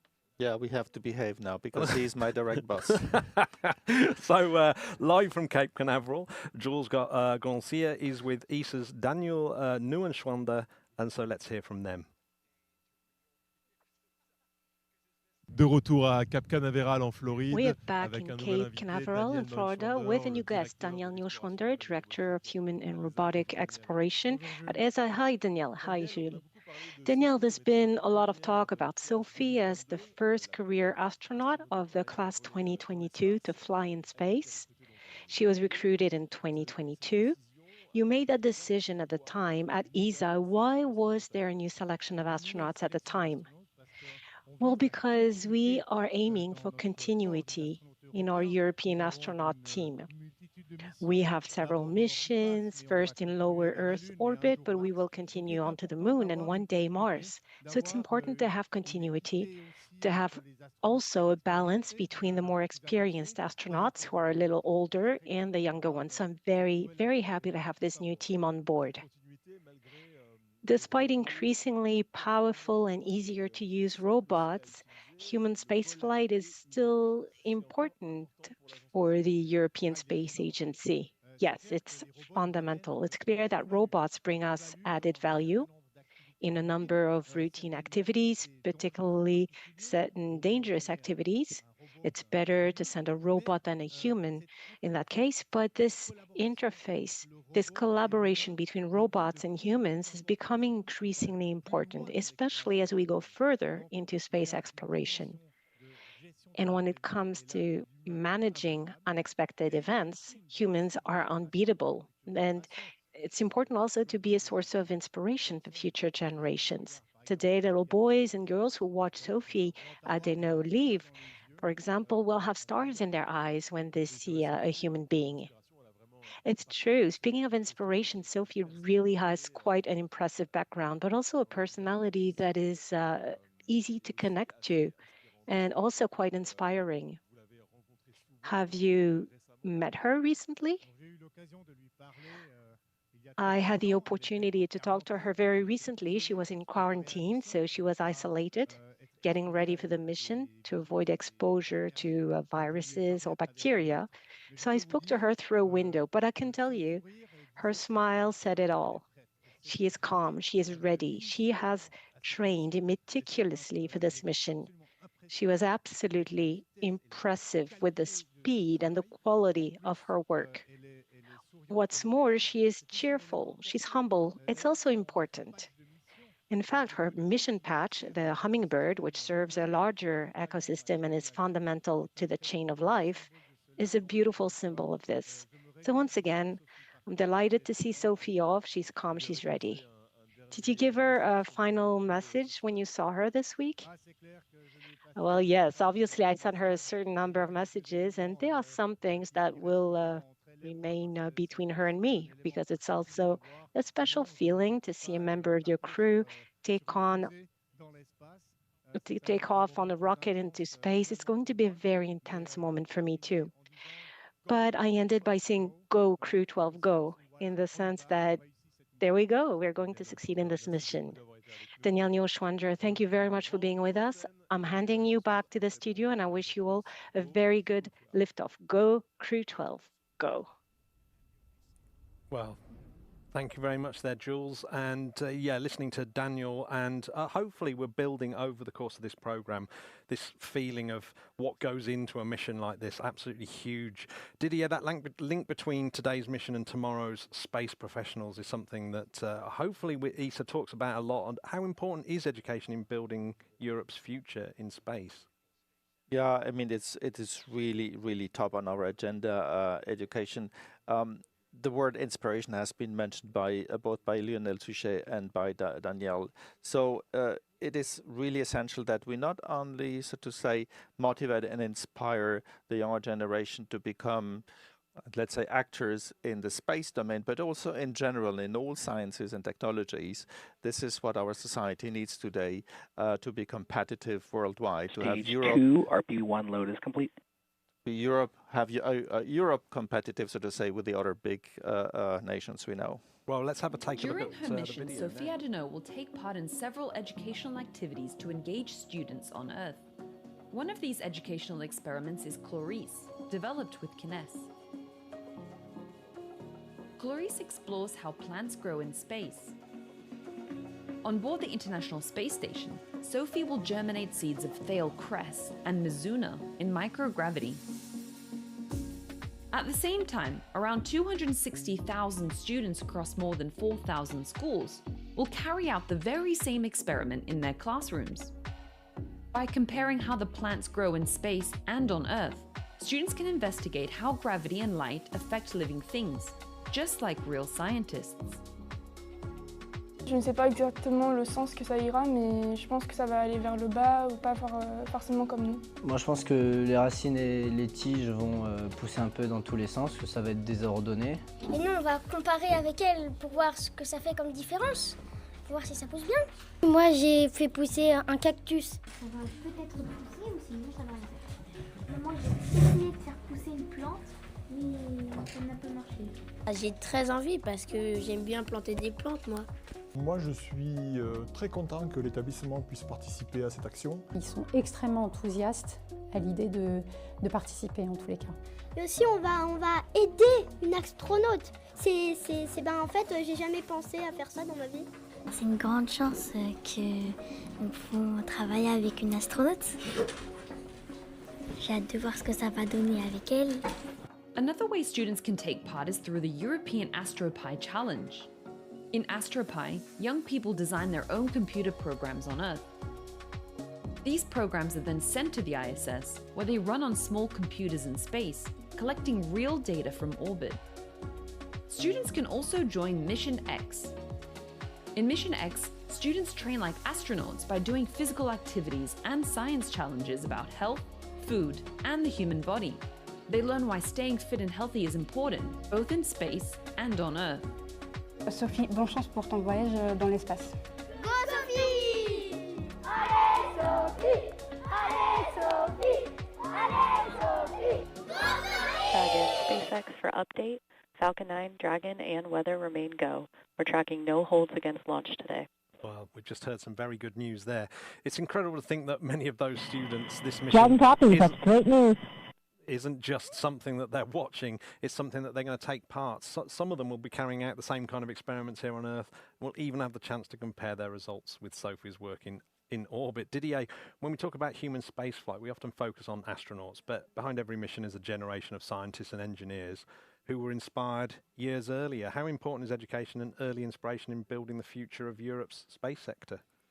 Well, it's really crucial, and because of Sophie, I mean, the emphasis has to be also on young girls and young women getting into science and technology. We have seen in a class, so to say, you'll have obviously a 50-50, so to say, balance between gender. The problem is that after a while, when the young kids need to choose for science, technology, and something else, there are only one in four. Stage 2 LOX load is starting. There are only 1 in 4, so to say, women who really choose to go into these careers. And we saw this during the selection process in 2022. We had more than 22,000 candidates. And out of those, only 1 in 4 was a woman. And that should be improved in the future. It has a lot to do with self-confidence when it comes to these kind of top-level careers, and especially the top-level astronaut selection. So we have to make sure that young girls and women are more, so to say, interested in these careers, and that they feel that they have a role to do, to play, and not only a male-dominated environment. Yeah, I mean that feels very much right for my own anecdotal experience working with young students. That pushing the women out of their comfort zone is often harder than the men, because the men seem to have this Dunning-Kruger, oh yeah, I can do that. So yeah, it's a really interesting part of it. And I don't want to talk for Sophie here, but she's taking Claudia Ranieri's patch into space. So I'm assuming at some point Claudia would have been an inspiration to Sophie, and that passes on. Absolutely. I mean, this is very obvious, and she has said so, that Claudie was her role model, and it motivated her very much to do what she has done. She actually decided very early to have this objective of becoming eventually one day an astronaut, although it was a far dream. But at least she had the motivation, and all her career she thought about it, and she did really train and do her career even as a pilot in order to achieve this goal. Right, so now we have a special message from European Space Agency Director General Joseph Auschbacher. Hello everyone, it is my great pleasure to speak to you on this special occasion of the launch of European Space Agency astronaut Sophie Adenot to the International Space Station as part of Crew-12. As Director General, I have the chance to convey the excitement and pride of a large workforce and many more people connected with the mission across our member states. Of course, in this case, France especially. Sophie is the first of the career astronauts recruited in 2022 to take on a mission, so it's the perfect moment to thank everyone involved in training the class in Cologne, in Houston, and all around the world. This class of astronauts call themselves the Hoppers, and I look forward to seeing more of them assigned missions in the future. I'd also like to acknowledge the continuing support of our member states for science enabled by the International Space Station and the science we will do in the future on other platforms because of the work being done today. Of course, the teamwork extends far beyond ESA, and I would like to thank our partners today as well, NASA in particular, but also the other partners of the International Space Station for such an excellent cooperation. I send my greetings to Sophie's fellow Crew-12 members, Jessica Meir, Jack Hathaway and Andrei Fedyaev, as they embark on what I am sure will be a very successful mission. Sophie has an extensive program of activities ahead of her on the International Space Station. Her Epsilon mission is foreseen to last 9 months, which is a first for an ESA astronaut on board the station. She will be kept very busy during that time with a wide range of experiments to work on across material science, medicine and fundamental physics that will benefit European health, technology and the economy of the future. Importantly, Sophie will also have time to speak to audiences back on Earth, young and old, to share the wonder of space and its benefits on the ground. I would like to thank our colleagues in the French Space Agency, CNES, for their work in preparing this mission and the wide range of experiments on board. Sophie, on est fière de toi. Je te souhaite un très agréable voyage et de mission à la hauteur de tes rêves. Bon vol, Sophie. Merci à tous. Thank you to all. Joseph Auschbacher reinforcing that message that it's really important mission for Europe, but also only possible through international cooperation. So wow, we're into the final 11 minutes before launch. This is the business end of the countdown, of course, where every second and every call really matters. From this point on, we'll be following the NASA footage and the live audio loops, as we can hear. You'll hear some technical calls. Oh, let's hear Jessica Meir, if we can. These words composed. Perfect. Yeah, she's amazing. We're looking forward to hearing that. And oh, so maybe not. just So Didier, as we enter 11 these final minutes minutes, to what go. changes in the control room compared with the earlier phases of countdown? Well, at minus 15 minutes, which was a few minutes ago, we got the clearance for on the weather side. Now the rest of the sequence. So we copy from the entire SpaceX team. It's been a pleasure working together. Good luck and Godspeed, Crew-12. Enjoy the ride. So all the checks have been made, guidance, navigation engines, tanks, fueling, launch range. In a few moments, we will leave the ground, but not the people who brought us here. This mission is the result of years of dedication, preparation, and trust. To the teams at NASA and SpaceX, Roscosmos, ESA, JAXA, and CSA, your work stands on this pad with us. Every test, every checklist, every decision has led to this moment. Thank you for your tireless dedication and attention. We launch not as individuals, but as representatives of something much larger. We carry the flags of our countries and our space agencies, but most importantly, we carry humanity's intrinsic curiosity and desire to explore. Looking around me at the diversity of backgrounds and experiences with me in this cockpit, and so we are now inside the final 10 minutes before launch. From this point forward, the character of the countdown changes for here on. Every second matters. Up until now, there's been teams moving around the pad, fueling operations, checks happening across multiple systems. But in these last minutes, the process becomes increasingly automated. The rocket begins to hand more and more control over to its onboard computers. Didier, how much of the countdown from here is actually controlled by software rather than by people in mission control? Yeah, from now on, I mean, there is a switch for the autonomy of the vehicle, of the Dragon crew. The launch control has done its job, so to say, in giving the goes for all the subsystems. The tanks are now fully loaded. They will be even hyper-pressured later on. So the pressure builds up not only in the tanks, I have to say, the pressure builds up psychologically, of course, also in all the crew members. This is something they have been waiting for now more than 2 years. So we're looking at the rocket now.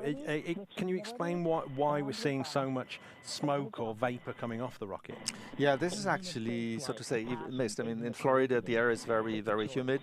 The liquid oxygen is very, very cold, and therefore the chilling of the whole rocket, so to say, gets outside. There is some insulation, but not enough, and therefore there is mist forming, which is completely normal. First stage a lot, second stage less, but that's no worry at all. That's nominal. And does any of that liquid oxygen boil off? It does, because now we have fully pressurized, so to say, the tanks, and there is some boil off which is released, and very soon there will be even more boil off, because some liquid oxygen will be flowing into the engines to cool them down. Yeah, and so presumably the rocket itself has thousands upon thousands of sensors, and every single one really matters. Absolutely, but this is now completely automated. It's impossible for a human being, so to say, to follow all these sensors and all the goes. So there are, of course, people behind some screens, but now the computers take over. Yeah, so this is one of the most intense parts of the launch, isn't it? Inspiring words from our Crew-12. Probably talked over Jessica a lot there, but we couldn't quite hear her in the booth. Engine chill has started. So engine chill has started. What exactly is the engine chill? Yeah, that's very important, because you have the liquid oxygen, which is minus 180 degrees, and of course ambient temperature, so to say, in Florida for the engines themselves. So if we flow directly oxygen into the engines like this, it would damage them. So we have slowly to cool them down, so that there is no much differential in temperature once the full flow goes. I've said this before, there will be about 200 liters a second going through the burned Stage in 1 the RP1 engines. load is complete. And we just heard there that the RP1 load was complete. That was a few seconds before we were expecting it. Yes. So what is RP1? That's a high dense energy kerosene. Right. which will be oxidized with oxygen. Oxidized, but with that, yeah. So I mean, so the pre-chill obviously is, I guess every sci-fi film watcher will understand that whole principle of something really cold suddenly going very, very hot, shattering into lots of pieces. So it's interesting, isn't it, that you have to balance that temperature. Yeah, it's really this typically rocket engineering, rocket science, because the fuels, so to say, they also need to be heated up. They cannot burn at this very low temperature, so they're heated up, circling inside the cone of the where the engines are situated. So there are 9 main engines on the first stage and only 1 on the second stage that we see here on the screen. Right, so I think we've got 2 major things coming up now. This is like, just to put this in scale, Falcon 9 with the Dragon on top is as tall as a 20-story building. Falcon 9 tanks will begin pressurizing for strong back retract. So we've just heard that, the strong back retract. So what is the strong back? Configure for terminal count. The strong back, we see it here on the left. This is really holding the rocket until the very last minute, so to say, which we are now T-minus 5 minutes. So slowly this device will be rolled back, and you see the connectors here. All the connections with the capsule will be released. Yeah, and we heard that the tanks were being pressurized. Does that add some additional support for the rocket? Yeah, at the very last minute. Strong back retract has started. At the very last minute, we will, so to say, hyper-pressurize the tanks, which it gives more rigidity to the whole structure of the launcher. Yeah, I mean, it's such a fascinating thing. It just looks so still, yet the potential energy is just absolutely wild. And I think if you look very, very carefully, you can start to see that strong back structure very, very slowly inch away from the Falcon 9. And so how does the Falcon 9 stand now? Is it just standing on its own 2 feet? Absolutely. So no wind. So indeed, now it's really on its own. Everything needs to be cleared for the liftoff in less than 4 minutes now.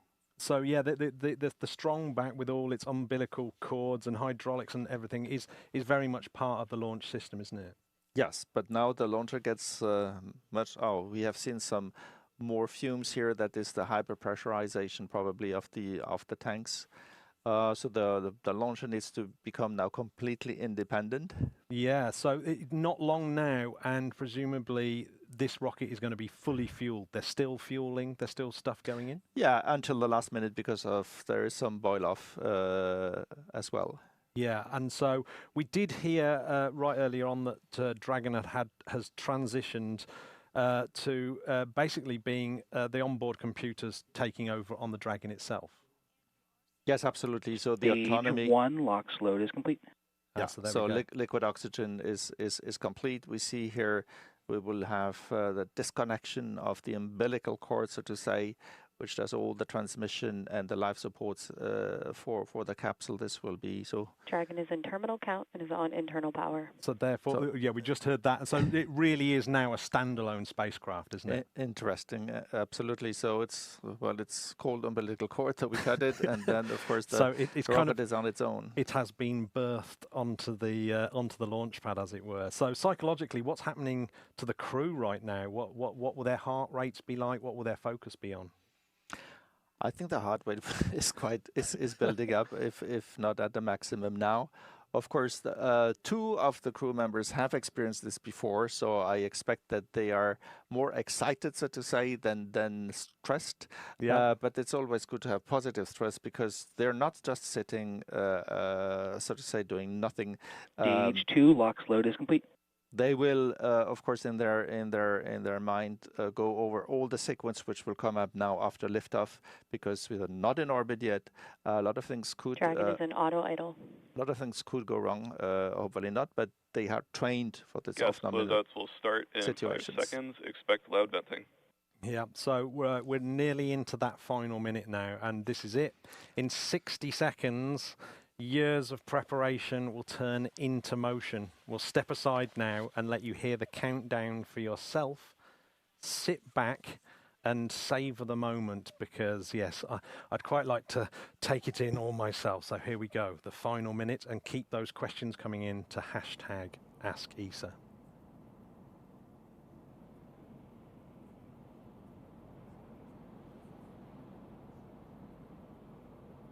FTS is armed and Falcon 9 is in startup. Dragon is in countdown.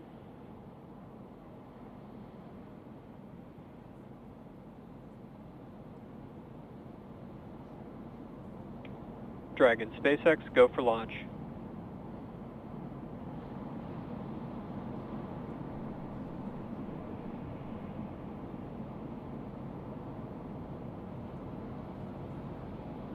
T-minus 30 seconds.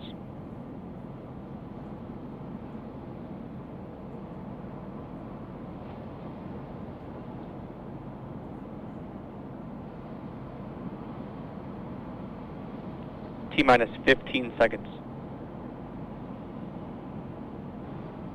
T-minus 10, 9, 8, 7, 6, 5, 4, 3, 2, 1. Ignition and liftoff. Go Falcon, go Dragon, and Godspeed Crew-12. Whoa, and here we go. It never gets boring. Liftoff, Falcon 9 and Freedom Dragon with Crew-12 rising from Space Launch Complex. 47 million newtons, if I got my calculations right, now propelling them to the ISS. Power controlled. Is exploration made possible? Didier, we're seeing that slow roll, or we're not really, it's very dark. Why don't rockets go straight up? We're kind of at an angle here. Yes, I mean the rocket needs to be in a position to have the escape system work, and even in case of power and issues now. nominal. So we're coming up to a moment now called max Q. Can you explain that? Yeah, max Q is when the pressure with the atmosphere is at the maximum. So I think we just the heard speed will be released a little bit. So yeah, they throttled down. We just heard that just before we got there. So this is where the vehicle experienced the greatest aerodynamic stress. The rocket bends but does not broke. And now it's throttling back up again. Yeah, absolutely. We're now already at about 1,000 kilometers an hour.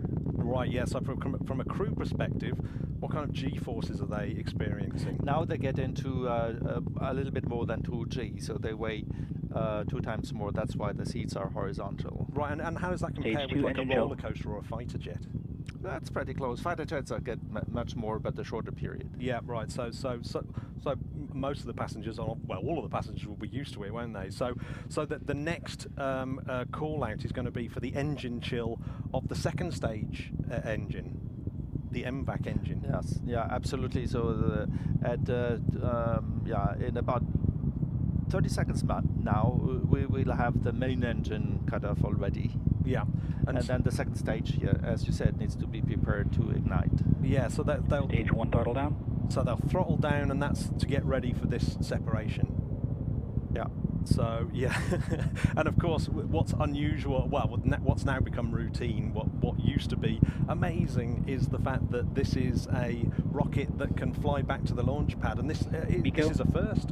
Yeah, that's it's a first in the fact that the first stage will come back to the Cape launch pad. So during the first flights, this was done on a barge. This time it goes back much closer, of course, to where it needs to be reused again. Yeah, and there we see it. What beautiful picture of the second stage ignition and the first stage rolling back to the Cape, and you can just see it firing off its rockets there to make its way back to the Cape. Extraordinary. So the main engine cut off and stage separation. How precise does that stage separation have to be? That's it must be as precise as the launch to the second, because in order to have not too much fuel consumption for the adjustments once in orbit, the speed adjustments and elevation adjustments, you have to be as precise as possible. It's really lower than a second precision. Right, and I love the fact that we can see how fast we're going already, up to 2,000 kilometers an hour. We're already at 122 kilometers, which is over the Kármán line. So we're in space. So we're looking at the rocket, the MVAC engine here. It's glowing red. How does the metal not melt at those ridiculous temperatures? Well, first of all, it has been engineered that way, but also it is cooled down by the by the liquid oxygen at the same time, but it still reaches a couple of thousand degrees. Yeah, I mean, I do think that's one of the cleverest uses of engineering, where you're putting that. Is it the liquid oxygen that flows around the? Absolutely, yeah. Yeah. So it cools down at the same time as it will be. It cools down the system, so to say, the metal, so to say, but it is heated up at the same time so that it can burn more efficiently. So we're in space since 100 kilometers. We're 130 kilometers now. They are in space, so to say, officially. Yeah. So stage 1 we can see is dropping back down, and look at this, 8,000 kilometers an hour now we're traveling in the stage 2, which is 177 kilometers, where the first stage is still in space. Absolutely extraordinary. So is there a fuel penalty for being able to fly back to the Cape? SpaceX, nominal trajectory. Yes, of course. I mean, there is about 20% or so fuel reserve, so that the burns can be done to break down, so to say, the speed and hit the ground. Yeah, so it's only a couple of minutes and we'll get another iconic, hopefully, shot of the stage 1 booster returning back to the pad, which will of course be, like you said, a first. But yeah, so I mean, we're in space now. There'll be very little resistance, will there, to the second stage, and that's why we're building speed so rapidly. Yeah. There is barely any atmosphere after 80 kilometers. Indeed, we're really in vacuum currently. So yeah, so I mean, this really is we're trying to get up to the height and the speed of the International Space Station. Yeah, of course, the mission is to get the rendezvous done properly with the station, which will happen in roughly 34 hours. Dragon, SpaceX, nominal trajectory. So it needs to be as precise as possible, so that the chase, so to say, with the station doesn't use a lot of additional jet fuel. Yeah, so we've just heard that word, nominal. That's always the word you want to hear, isn't it? Absolutely, very, very tense. I mean, things can happen. I mean, of course, there is a rescue possibility, so to say, in case of off-nominal situation.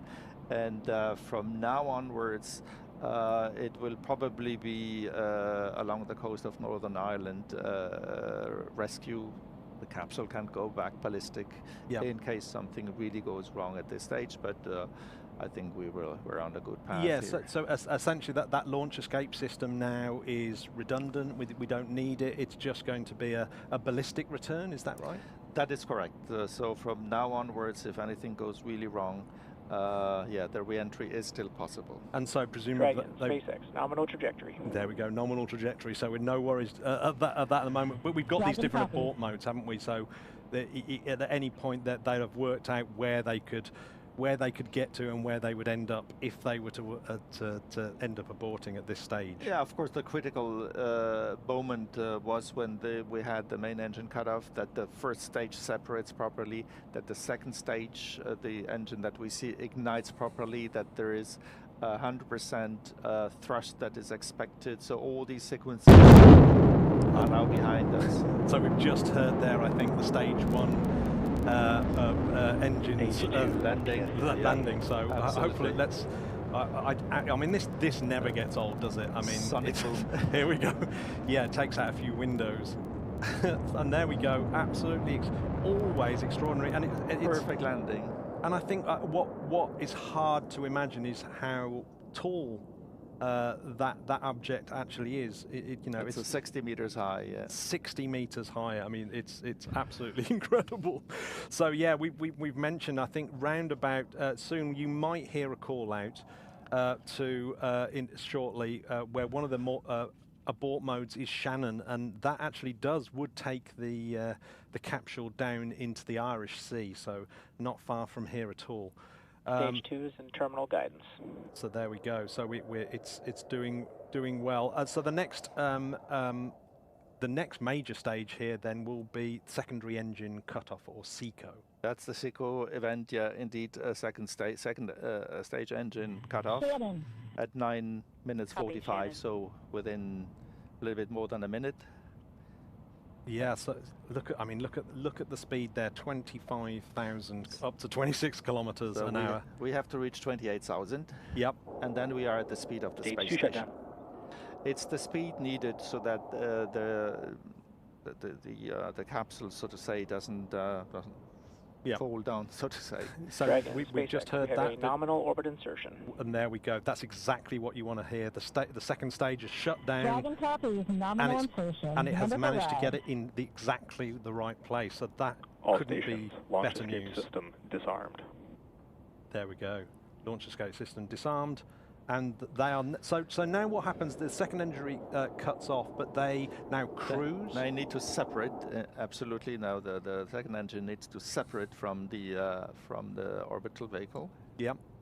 And but they stay attached to the second stage for a while, don't they? Indeed, yeah. And so they still gain some. They should gain some speed still. Yeah. So here we see the separation. Wow. So now everything is nominal. So that Dragon separation confirmed. That really, really amazing piece of hardware that's got them into space. What happens to that now? Well, that has a speed which doesn't allow it to come back too far away and too much speed, and it's not foreseen to be recovered, so it will burn in the atmosphere. Yeah. So we're almost at the Dragon end Freedom, of Chief Engineer, the coverage. Jessica, Jack, Sophie, Andrei, welcome to orbit. On behalf of the entire Falcon team, we thank you for flying with Falcon 9. Dragon will take you from here. Over to our launch director for a few words. Right, wow. So it turns out Friday the 13th is a very lucky day. Jessica, Jack, Sophie, Andrei, it's been a pleasure training with you and preparing for your flight. From the entire Falcon launch team, thank you, good luck, and Godspeed to the crew of Freedom. Absolutely incredible watching. I mean, that's so beautiful, isn't it? You can see the curvature, and yeah, they are absolutely in the right place. So what we just witnessed in under 3 minutes is decades of engineering distilled into controlled power. And so yeah, let's have a look at some of these highlights. There we go. Sophie waving to the crowd before going off in her Tesla to the launch pad. Yeah, so after the launch, there will be post-launch press conferences streamed on NASA YouTube on Friday the 13th at 7:30 Eastern Time. Post-launch news conferences will have the following participants. You'll have Jared Isaacman there, of course, the new NASA administrator, Steve Stitch, manager of NASA's Commercial Crew Program. You'll have people from the International Space Station, Roscosmos, European Space Agency, and SpaceX. So, right, well, we've got lots of time now to answer some of the questions that are coming in. So let's start with a few here. So, when is ESA aiming to take part in missions to the moon? Well, actually, we do already. Well, Artemis 1 launched 2.5 years ago. So, so the Artemis mission, ESA's participation is quite significant because we are building and providing what we call the European, the European service model. They're in weightlessness now. So yeah, we should mention actually, yeah, we're watching them in weightlessness now, and that happens after second engine cutoff. Absolutely. Yeah, so we can. We were hoping to see some toys float around where they actually got into that. So just to wrap up about the moon. So the European service module is the module which brings the capsule, the Orion capsule, around the moon and back. So we're fully part of the moon experience, so to say, of the Artemis program, and we are building most of the parts of the habitats and of the station, which will circle the moon by the end of the decade, which is the gateway. Right. Yeah. Absolutely. So I think we've got a time for one more question. Let's have a look through my little list here. No, come on. Oh yes, here's an interesting one. Louis asks about the music playlist that they have to the ride to the launch pad. Do you know anything about how they choose that? Or do they get to choose? I don't know, but most probably yes.